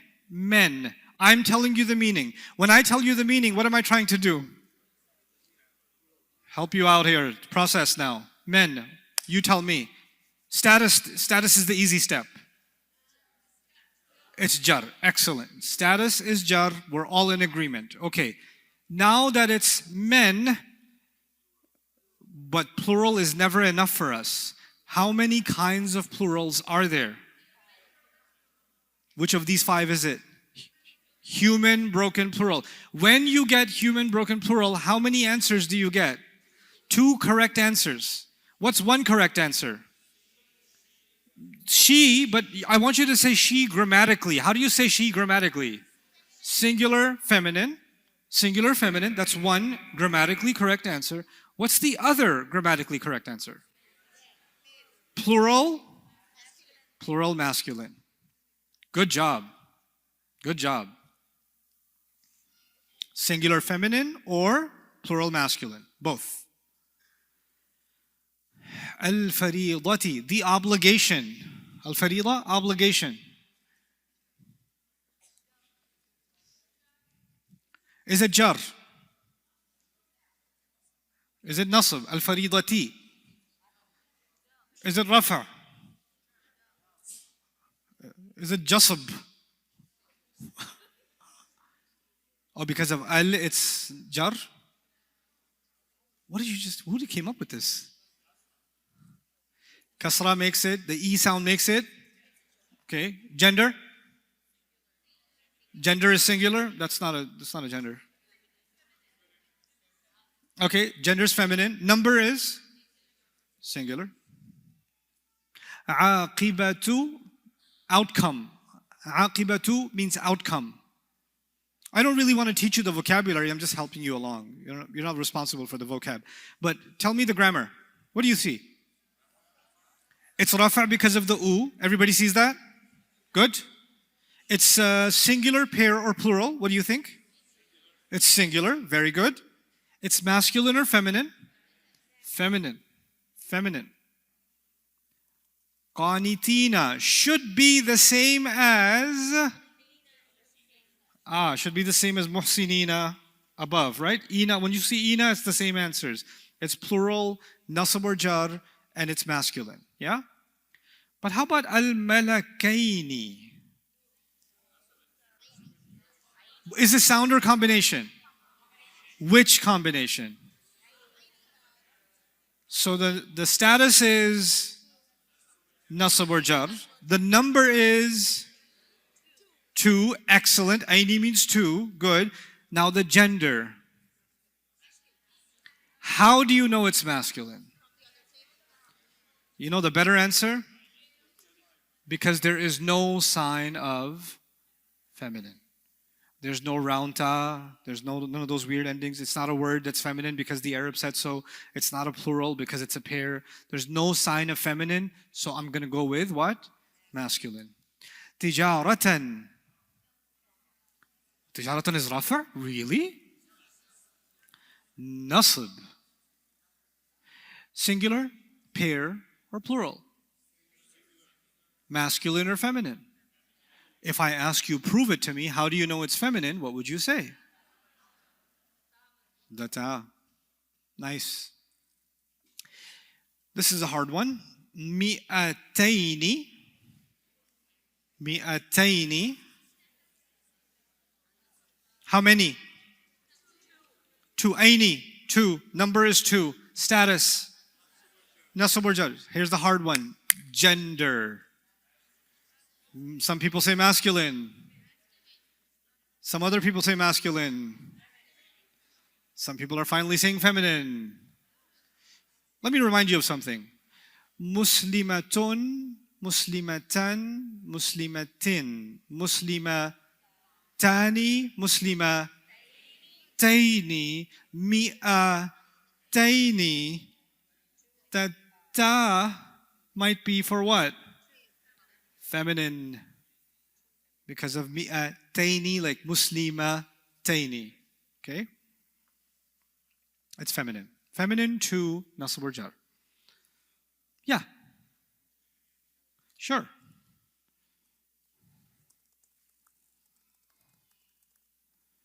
Do you remember this on page 6? Was this different from muslimaini? Muslimaini and muslimataini, are they the same? You got it? Nasab or jar, 2. Okay, tawlan. Tawlan means financial means. Financial capability, tawlan. Nasab, I like it. Nasab, I agree. Singular, good. Why is it masculine? That's what I like to hear. Because there's no sign of feminine, that's why it's masculine. Good job. We'll just do 2 more. Al-insanu. Al-insanu is what? It's rafa. Very good. Al-insanu means the human being. It means the human being. Singular. Masculine or feminine? Why? Because there's no sign of feminine. Now you get it. So far, we are able to successfully identify in many cases 3 things about any ism. What 3 things? Status, number, and gender. Let's not go to it. Let's go do 3 words from somewhere in the Quran. Pick a surah. Okay, Maryam. You were ready. Some people came prepared.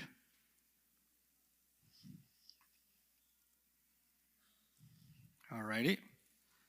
Let's start with a fun one. Zakaria. This is going to be fun. This is going to hurt your brain. Maybe even take away your confidence. Let's see. Status. Show of hands. Status. Yes, what do you think? Nasab? No. Yes.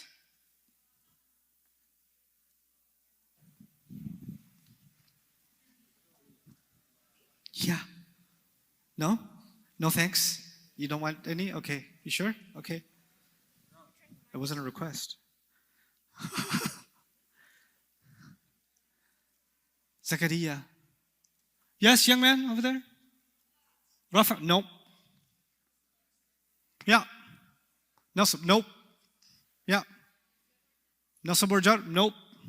Yeah. Say that again? Nasab or jar? Nope. No. I'm not trolling you. You're all wrong so far. Yes. Huh? No. Who cares about if it's Arab name or non-Arab name? I'm asking what the status is. What is the status? Yes. Huh? No, it's relevant. It's definitely relevant. Yeah. Huh? Nope. It's not rafa, it's not nasab, and it's not jar. All wrong. Huh? Non-Arab? Yeah, it's non-Arab, but what's the status? I didn't ask if it's Arab or non-Arab. Congratulations, you know it's non-Arab. Yes? It has alif at the end, yes, and therefore it is... somebody said it. What do you know about non-flexible? Non-flexible means it could be rafa, it could be nasab, it could be jar. I don't know. That's the right answer. When something is non-flexible, up until day 3, you know what that means? I don't know. It could be rafa, it could be nasab, and it could be jar. If it's partly flexible, it's between 2. Could be nasab, could be jar, right? Yusufa. Could be nasab, could be jar. But if it's non-flexible, what's your answer? Could be rafa, could be nasab, and could be jar. In 2 more days, you'll have to pick which one. But right now, no. Right now, you don't know. It could be rafa, could be nasab, could be jar. Same. Zakariya is rafa, Zakariya is nasab, Zakariya is jar. Okay, that's the status. That was the hard part. All right. Second question. Gender. Masculine. Number 1. Question. Yes, that's it. Non-flexible just because of the alif. Okay, let's make it easier a little bit. That was depressing.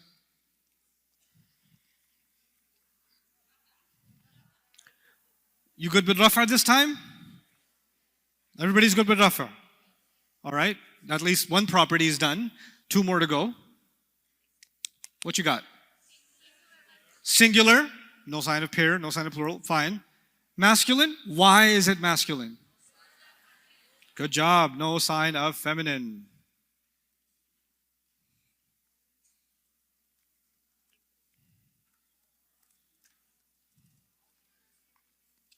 Al-azmu. Huh? Rafi' is correct. What else? Singular is correct. Masculine is correct. Good job. Good job.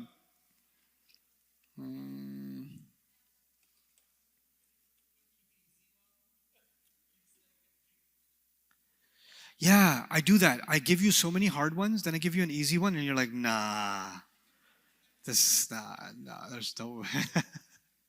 You figured me out.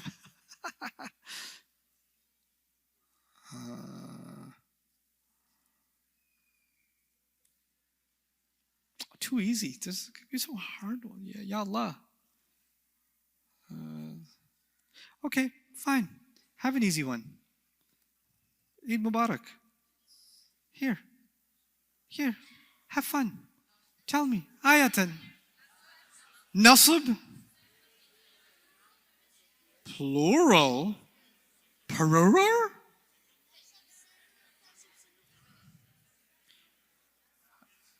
Is this a sound or a combination?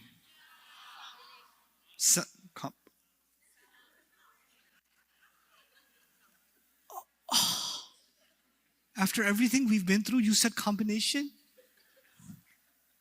Fix it. What is it? No. Go back to the screen. Go back to the screen. Aa-yaa-tun or aa-yaa-tun is what? Aa-yaa-tun, aa-yaa-tun, aa-yaa-tin. What's the pair? Aa-yaa-tani. Come on.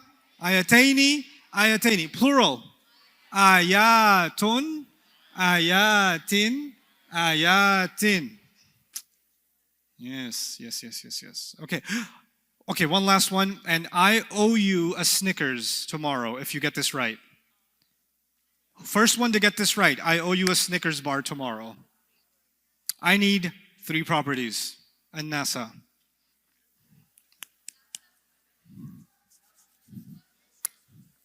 Nasab, that's 1 property. Masculine, it's 2 properties. Singular, pair, or plural? No. So close. Yes, your arm will pull out of your socket if you stretch it any further. Yes.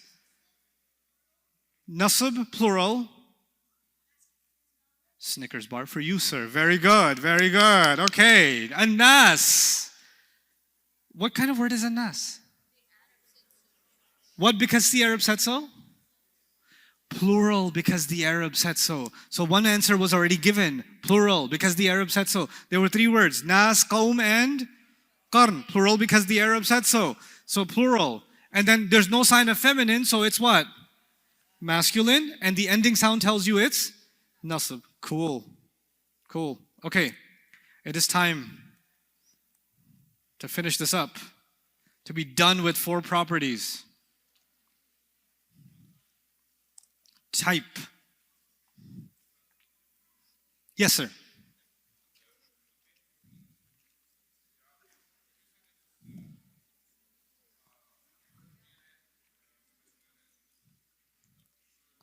No, I didn't say that. I said rijal is singular feminine or plural masculine. Yes, because it's a broken plural. Right. And we talked about how the Arabs are crazy when they came up with broken plural rules. Remember the illogical thing they did? They talk about it like it's a she. Remember that? So we're applying that rule. Okay? That doesn't mean they think of them as one woman. They talk about it grammatically like that. That's all that means. Any other questions? We're good? Type. What's the difference between a teacher and my teacher?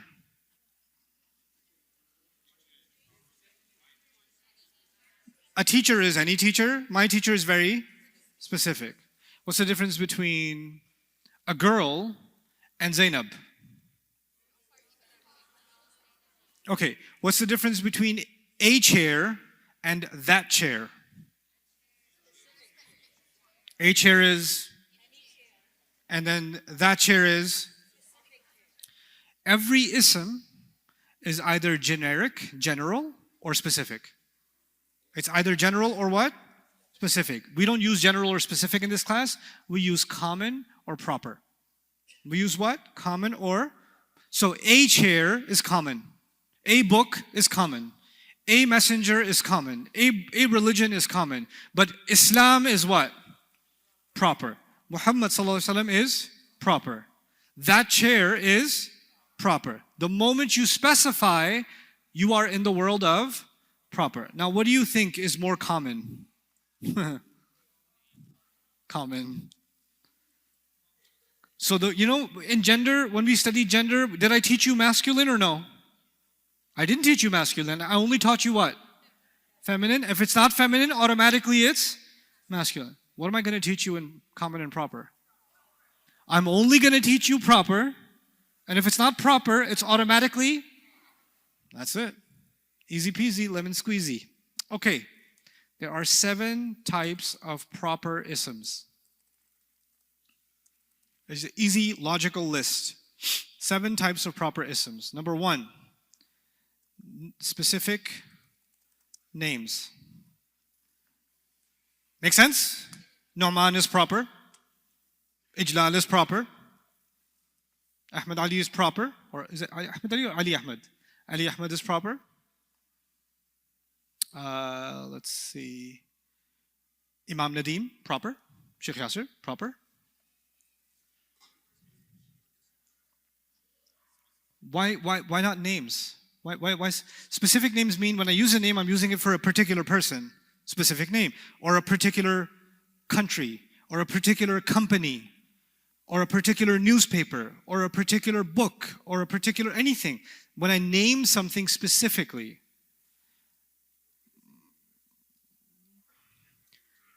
because you say, there's a lot of Ahmeds here. I met an Ahmed one time.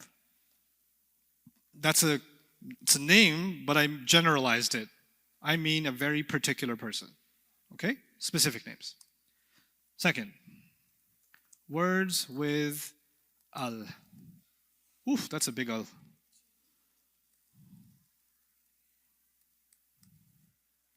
What's al in English?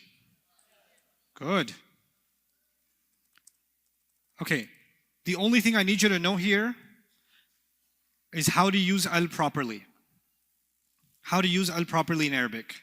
Later on, when you get more advanced, I'll teach you the 4 things you need to know about al in Arabic grammar.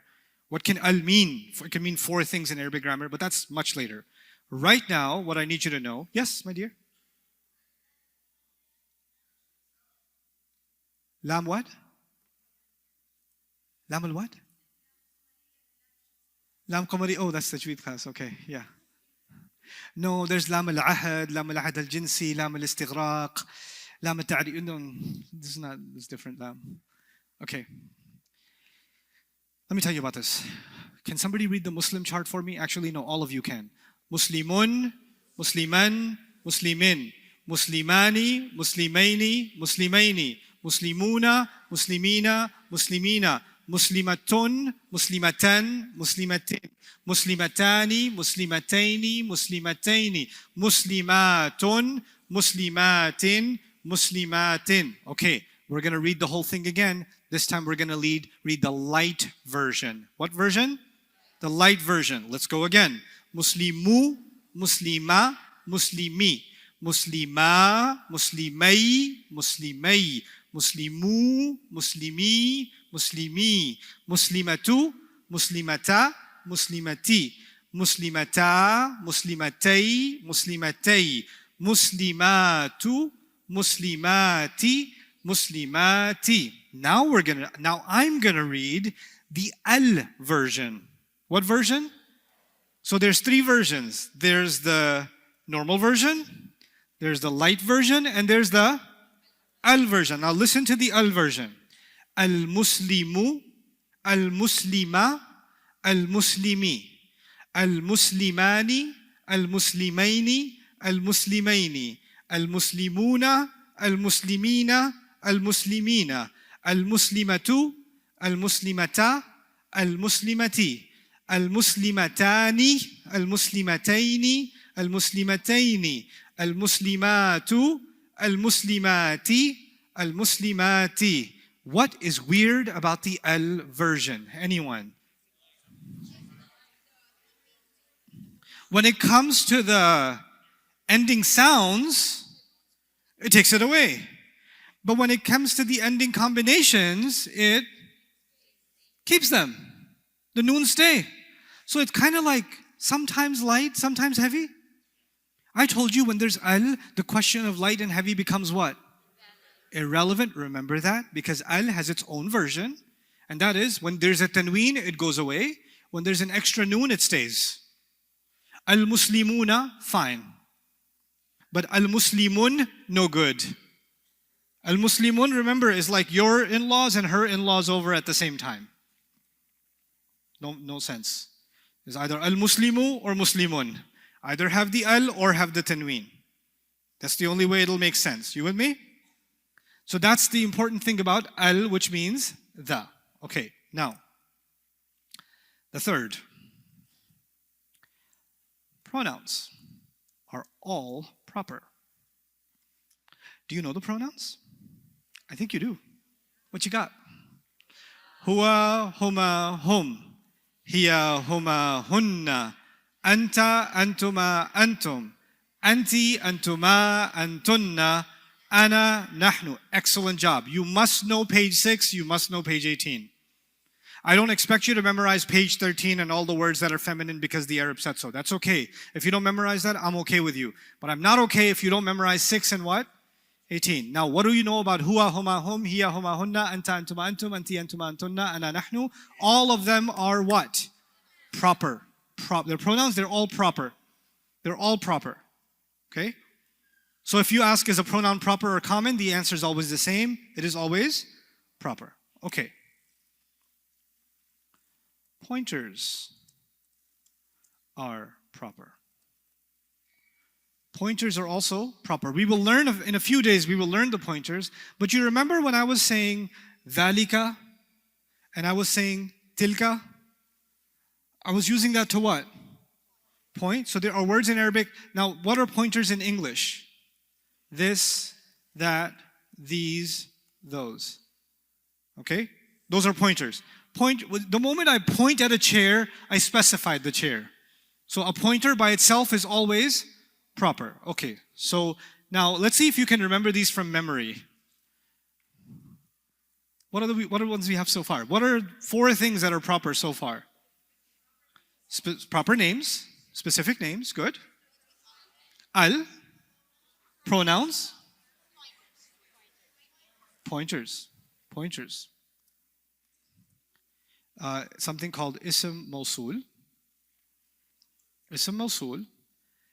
This is the alladhee family. Have you seen the words like صراط الذين أنعمت عليهم الذين يؤمنون بالغيب التي تطلع على الأفئدة, right? واللذان يأتيانها منكم الذي الذين التي اللاتي اللائي. There are variations of them. We will learn them eventually. They're called, what are they called? Ism mowsool. They're all over the Quran, and you can easily tell they're proper because they begin with al all the time anyway. Alladhina. It's just part of the word. Okay? It's a special category of words. You won't learn much about them right now, but you should know that that's part of this list. Right now, the important ones are the first four. Then it's my favorite one.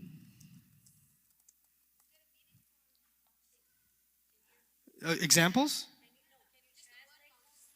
It's hard to translate, but I'll translate alladhee as that which or who, or the one who.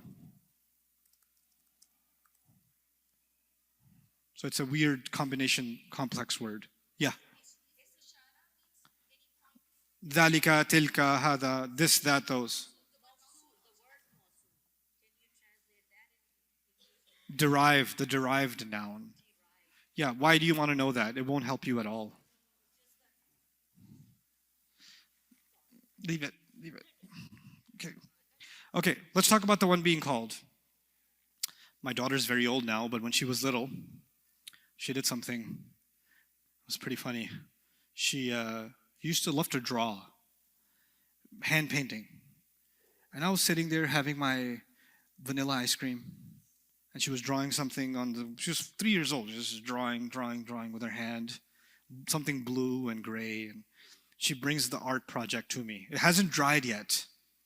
Abba, look what I made. And I said, oh my God, you made a mountain. She goes, no, it's Mama. I said, don't tell Mama. And the blue paint was dripping into my ice cream, turning into Windex. And she noticed it before I did. So she did, and she ran away. So when she ran away, and I'm like, okay, she ran away. So I'm about to eat, and I look at and I said, girl. I just said the word what? Girl. I didn't say Husna. I didn't say her name. I didn't say child of mine specifically, that one over there. I just said what? Girl. Now, is girl by itself a proper word or a common word? Girl could be any girl. She could turn around and say, I don't know who you're referring to. That's common and specific. You're not specific enough. I'm going to keep running. In that context, when I said girl, it became what? When you call someone, doesn't matter what word you use, it becomes proper. Because it's being used in a very specific way. In English nowadays, we have very strange ways of calling people. Some of them even sound non-human. Hey, yo, but different ways of calling people. The Arabs had their own way of calling. They used to use ya, which is similar to yo. Yo, ya walad, ya walad, ya rajul, ya imam, ya sheikh, ya habibi. Okay? Ya sadiq, ya rafiqi. Right? Ya and then something. Ya and then something. Now the problem is we translate ya as what? Oh, which doesn't always work. Walad means boy. What does ya walad mean? Oh boy. Or rajul means man. What does ya rajul mean? Oh man. Does it work? No. Because in English, if you were to translate ya, the best way to translate it is not to translate it. Just put an exclamation. Ya walad, boy, exclamation. Ya rajul, man, exclamation. Okay? Ya ustad, teacher, exclamation. You get it? So a lot of times I've noticed in the Islamic literature in English, we use English that normal human beings don't use.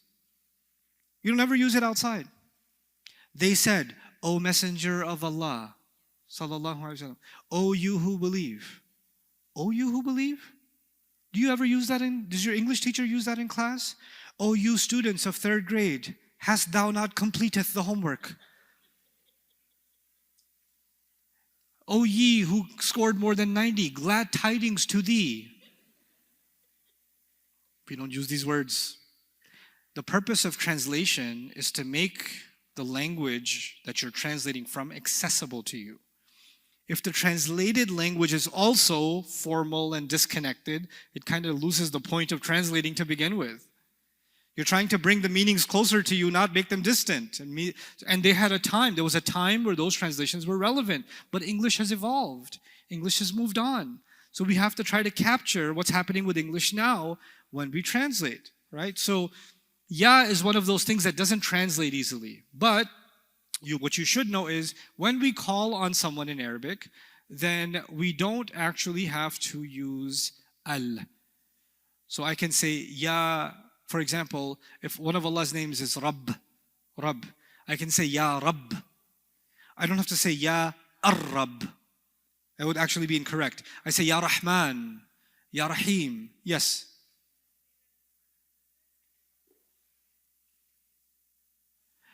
No, you don't. You have to use it in Arabic. So your question is, do we just use it for emphasis?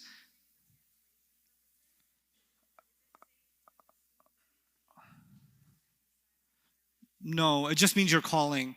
So it's not an assumption that you're emphasizing. So if I say, for example, Ya Dawood, inna ja'alnaka khalifatan fil ardi. Allah calls Dawood. He says, Ya Dawood. Ya Dawood. My translation would be, Dawood, exclamation. We have made you as we have left you behind in responsibility over the land. Something like that. But I would just make Ya Dawood as Dawood. Or Ya Isa inni mutawafika. Allah is saying, Jesus, I shall be taking you. Right? So it's just Isa, exclamation. That's how I would translate it. Okay? There is grammar to be learned under the one being called. Just one thing you should note is that it should be light. Whoever you call should be light. So you don't say, for example, if your name is Ali, I don't say Ya Aliyun. I say Ya Aliyu. Ya Aliyu. Okay? Ya Aliyu. So and there's some more grammar to that, but this is not the time for it. Right now, I just need you to know that becomes proper. And the 7th one is where Arabic begins. I'm so excited for you. Because I remember the first time I learned this, my world changed. Isha Salah is going to change, inshallah, after this. The word after, the ism before of is proper if the ism after of is proper. The ism before of is proper if the ism after of is proper. So if you say messenger of Allah, what's the ism before the of? Messenger. What's the ism after the of?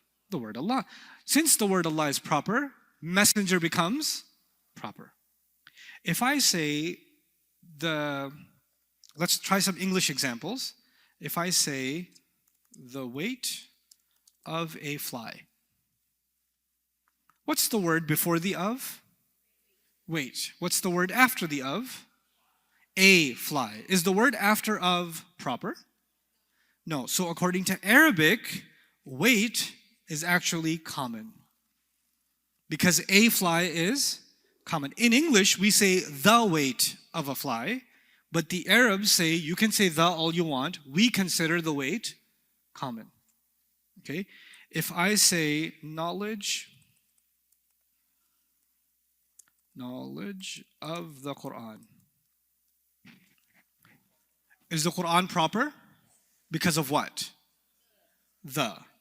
Right? So because the Quran is proper, knowledge becomes what? Proper. Okay?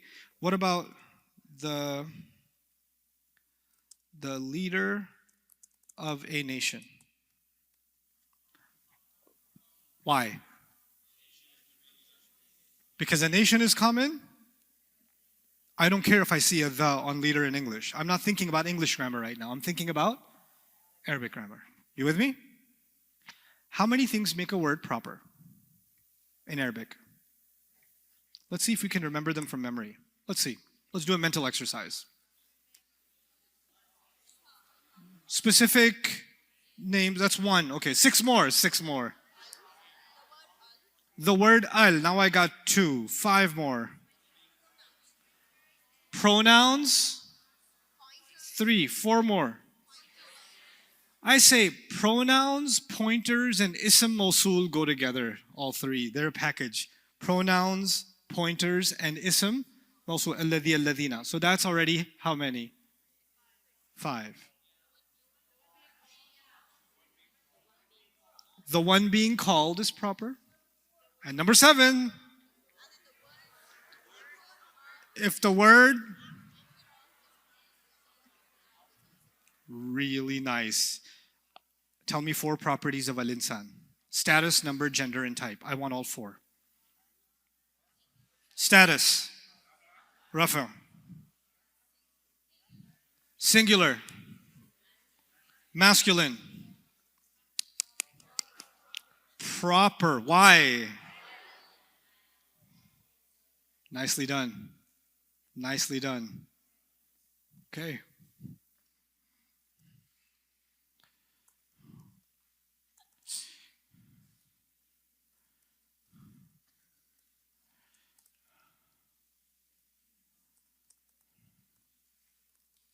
Four properties. Bismillah ar-Rahman ar-Rahim. I want four properties of the word Allah. Or ar-Rahim. Jar, that's one. Plural? No. Singular?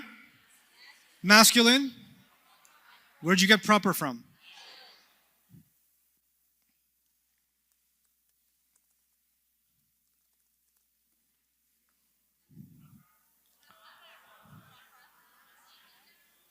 What is it, status-wise?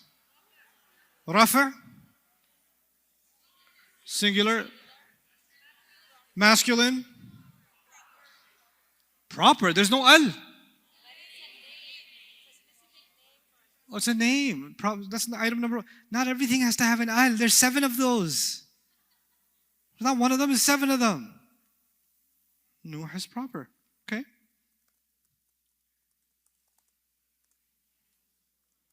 Ooh, I don't know if you can do this. I'm not so sure you can handle this. Nasab is incorrect. Nasab is incorrect. Not non-flexible.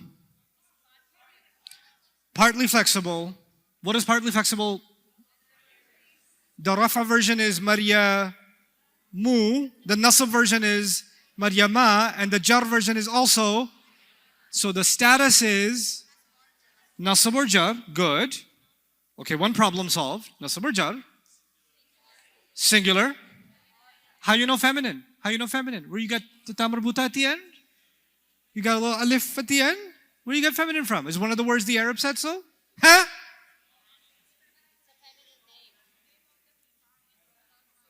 Real feminine.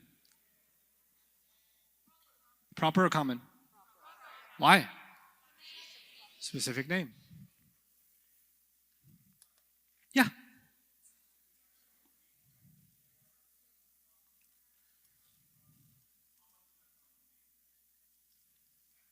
You think Muhammad is a common name in the Quran?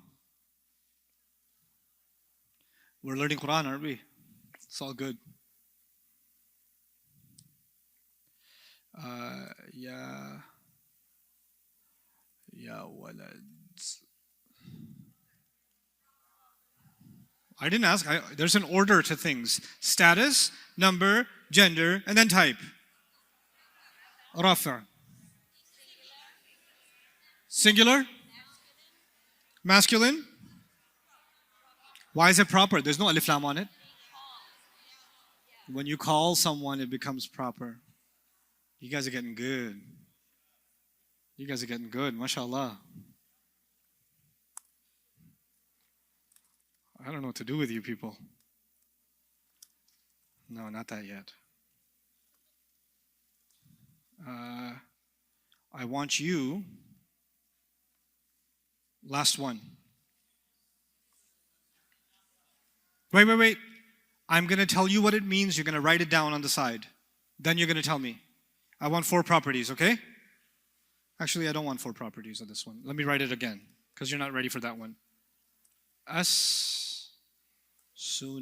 That's what I want. And it means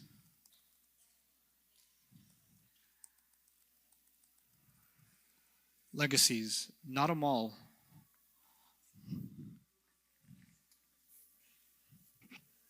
I want status, number, gender, and type. Where did you get nasab from? You're right. The ah sound. Good. If it's plural, what's our training? The moment you discover it's plural, what should you ask yourself? Which are the 5? So? Non-human, broken, plural. What game do they like to play with it? So what am I going to put for number and what am I going to put for gender?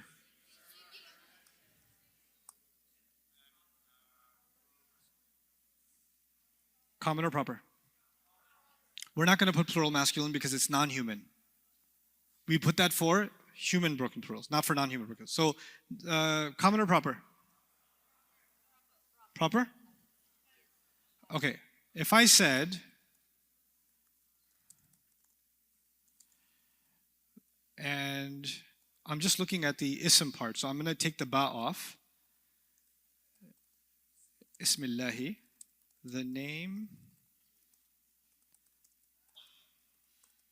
of Allah. Okay? I want 4 properties of the word ism.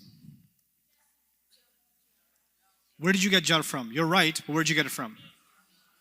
The E. Good. Singular. No sign of pair or plural. Singular. Where did you get masculine from? No sign of feminine, so I'm going to say it's good. I don't see an al. I don't see it being called. If the word after of is proper, then the word becomes so ism is what? Proper. It's proper, yeah? Okay, fine. We got ism. Can you do the 4 properties of the word Allah? Jar. Wait, hold on. Don't mess the next one up. You go to hell. Singular. Okay. Okay. Masculine? Proper? Why? Name. Allah's name. Okay.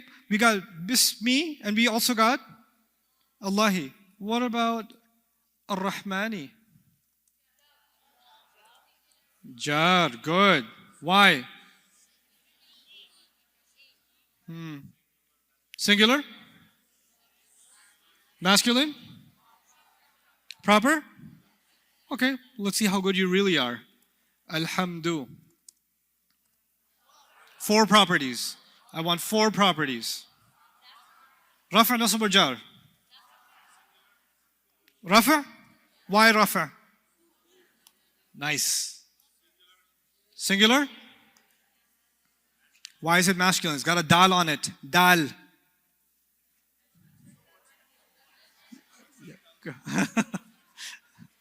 Dal khai? Dal is feminine in Urdu. Masculine, okay. Why proper? You guys are like becoming Arabs or something. Rabbil Alameen. Master of all peoples. Okay. Okay, I want 4 properties of Rabb. Jar or nasab or rafa? Why? Ending sound. I like it. Jar. Okay. Don't mess this up. Singular. Why masculine? Good. No sign of feminine. Proper or common? Why? Why?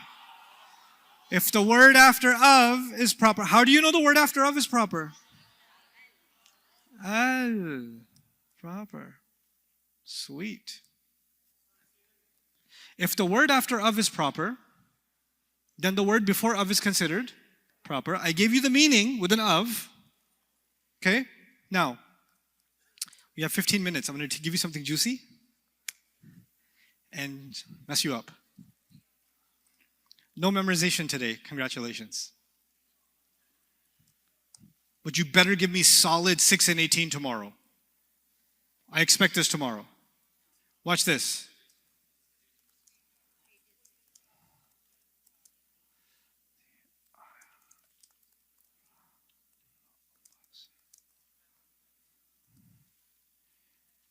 What do all these have in common? First one has of, second one have, third one does not have of, or does it? Good. Good. Allah's house can also be said as house of Allah. Now listen to this. You will sound very impressive to the Imam. Next time you hang out with Sheikh Yasser, you can just, by the way, a messenger of Allah, messenger is the word before the of, right? The word before the of is called, the word before the of, no, wait. Don't listen. This is a new word for you. The word before the of is called Mudhaf. The word before the of is called what? Mudhaf. Okay. So in the messenger of Allah, what's the Mudhaf? Messenger. In the ayah of the Quran, what's the Mudhaf? Ayah. In the house of Allah, what's the Mudhaf? Good. The word before the of is called Mudhaf. The word after the of is called Mudhaf Ilayh. Mudhaf what? Ilayh. So, in the messenger of Allah, what's messenger called?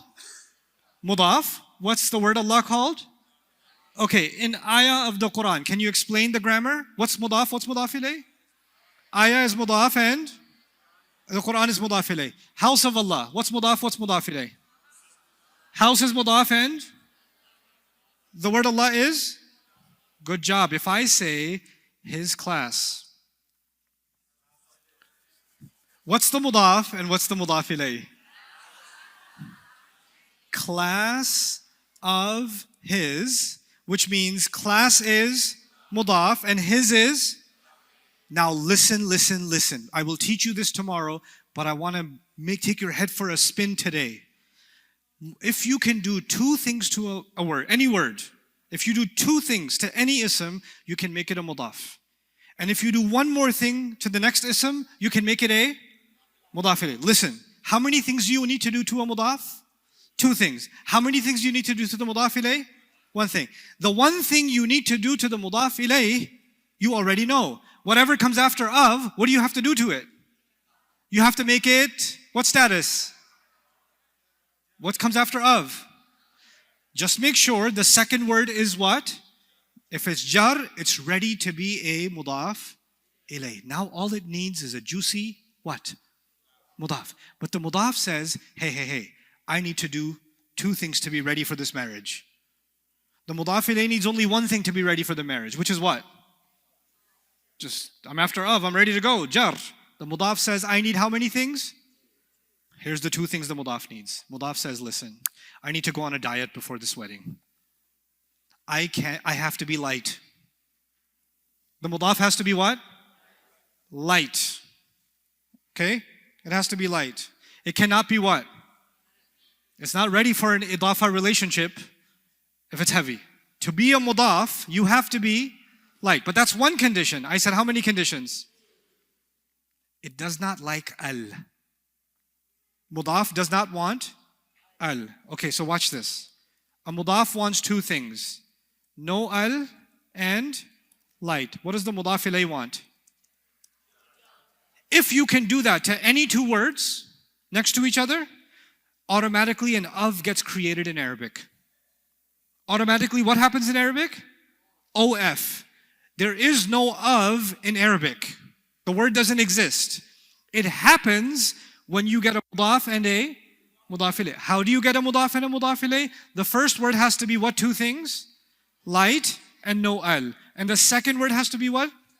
Jar. So if I say, and you've heard this a bajillion times. Have you heard this a million times? What is the condition on a mudaf? No, mudaf. Light.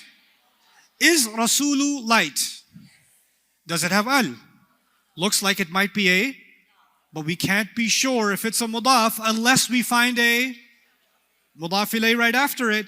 Let's look at the next word, the word Allah. Are you jar? Automatically what happens between them? Of, the messenger of Allah. The messenger of Allah. Now you know how to use of in Arabic. Just make a mudaf and a mudaf ilayh. Now I couldn't teach you mudaf ilayh on first day because you don't know status. We need status for this, yes or no? Do we need light and heavy for this, yes or no? We need some things before. We need some knowledge before we can do this. If I say to you in Fatiha, Alhamdulillahi Rabbi al-Alamina. Rabbil Alamina. Tell me about Rabbi. Could it be a good candidate for mudaf? Some people say yes, some people say no. What does a mudaf want? What two things does a mudaf want? It wants to be light. It doesn't want al. Light, no al. Is it light? Does it have al? Okay. Al-alamina, is it jar? Sounder combination, al-alamina. Huh? Which combination? Nasab or jar. But if you have a mudaf waiting, then you have to give it benefit of the doubt and say, we're going to go with jar over here and let them be a mudaf and a mudaf ilayh. And when you get a mudaf and mudaf ilayh, what do you put in between the meaning? The master of all nations, all peoples. Of happens. Cool, huh? How about Maliki? This is the hard one. This is going to hurt your brain, but I want to hurt your brain before today. Because I'm not making you memorize, so I want to hurt your brain. Is Maliki a good candidate for mudaf? Prove it to me. Light and no. Does it look like a good mudaf to you? But a mudaf is only as good to be called a mudaf if you can justify that it has a mudaf ilayh. Does it? Is the next word jar? So Maliki is mudaf and Yawm is what? Mudaf ilayh, because it's jar. But when I look at Yawmi, I notice that Yawmi is also on a diet. Yawmi is light. And Yawmi is also without al. Hey, Yawmi, are you doing two jobs? Are you a mudaf ilayh for Malik? And at the same time, you're also trying to be a what else? You're trying to be a mudaf? Let me confirm. Hold on. I suspect you might be a mudaf too. You might be doing two jobs, Yawmi. He says, look, that sounds like a religious question. Go ask the deen. So you go ask the deen. And the deen says, it's true, I am jar. How do I know a dini is jar? What happens between a mudaf and a mudaf ilayh? What meaning happens? So how many ofs are here? The master of the day of judgment. So cool. So cool. Here's a trick question. Do you remember if the word after of is proper, then the word before of is proper? My question is Maliki proper? Why? Maliki says, hold on, let me get back to you. I'm going to go ask who? Yawm. Yawm says, I'm having a tough day. I'm going to go ask the deen. The deen says, I'm proper. Why? Al. So therefore, Yawmi becomes proper. Yawmi is proper, therefore, Maliki becomes proper, the master of the day of judgment. Okay? We learned the four properties. It's a lot of pain to learn the four properties. But man, it gets juicy right away. Right away. Look at this. Isa ibn Maryama. Ibn Maryama. Ibn means son. Ibn means what? Son. My question is Ibn possibly a mudaf? Well, the first condition is it should be light. If it was heavy, it would have been ibnan. So it's light. Does it have al on it? Okay, so it looks like a good candidate for mudaf. But the job will only be done if I find a mudaf ilayh. So I go to Maryam and I say, hey, respectfully, are you jar? And the word Maryam says, listen, I'm partly flexible, non-Arab word. The Rafa version of me is Maryamu. The Nasab version is Maryama. The Jar version is also, it could be Nasab and it could be Jar. But since it has a mudaf, you give benefit of the doubt. And what do? You make it Jar. And then what do you say? How do you translate this? The son of Maryam. The son of Maryam. Allahumma salli ala Muhammadin wa ala ali Muhammadin. Al means family. Al means what? Family. Al, is that light? If it was heavy, it would have been what? Alin. Does it have al on it? Some people are like, looks like an al itself. It's not al, it's what? Al. If it had al, it would have been al-al. Al is a mudaf. Is the word Muhammad jar? Allahumma salli ala Muhammadin wa ala ali Muhammadin. Translate Ali Muhammad. Family of Muhammad. Kama sallaita ala Ibrahim wa ala Ali Ibrahima. Ali is a good mudaf? Good mudaf. How you know? How you know Ali is a good mudaf? Light and no al. Good job. How do you know if something's a good mudaf ilayh? Is Ibrahima jar? How you know? Partly flexibles, could be nasab, could be jar. So, benefit of the doubt, how do you translate this? Family of Ibrahim. Allahumma salli ala Muhammadin wa ala ali Muhammadin kama sallaita ala Ibrahima wa ala ali Ibrahima innaka hamidun majid. Cool. Arabic is going to start getting unlocked little by little by little. Last one. You say this all the time, don't you? But you didn't know that there was a mudaf and a mudaf ilayh. Subhana is light, no al, and Allahi, the word Allah is jar. Subhanallahi, the perfection of Allah, implies I declare the perfection of Allah. I acknowledge the perfection of Allah. This is what this means. Subhanallahi, the perfection of Allah. Okay? I shouldn't give you more. I'm good. Okay.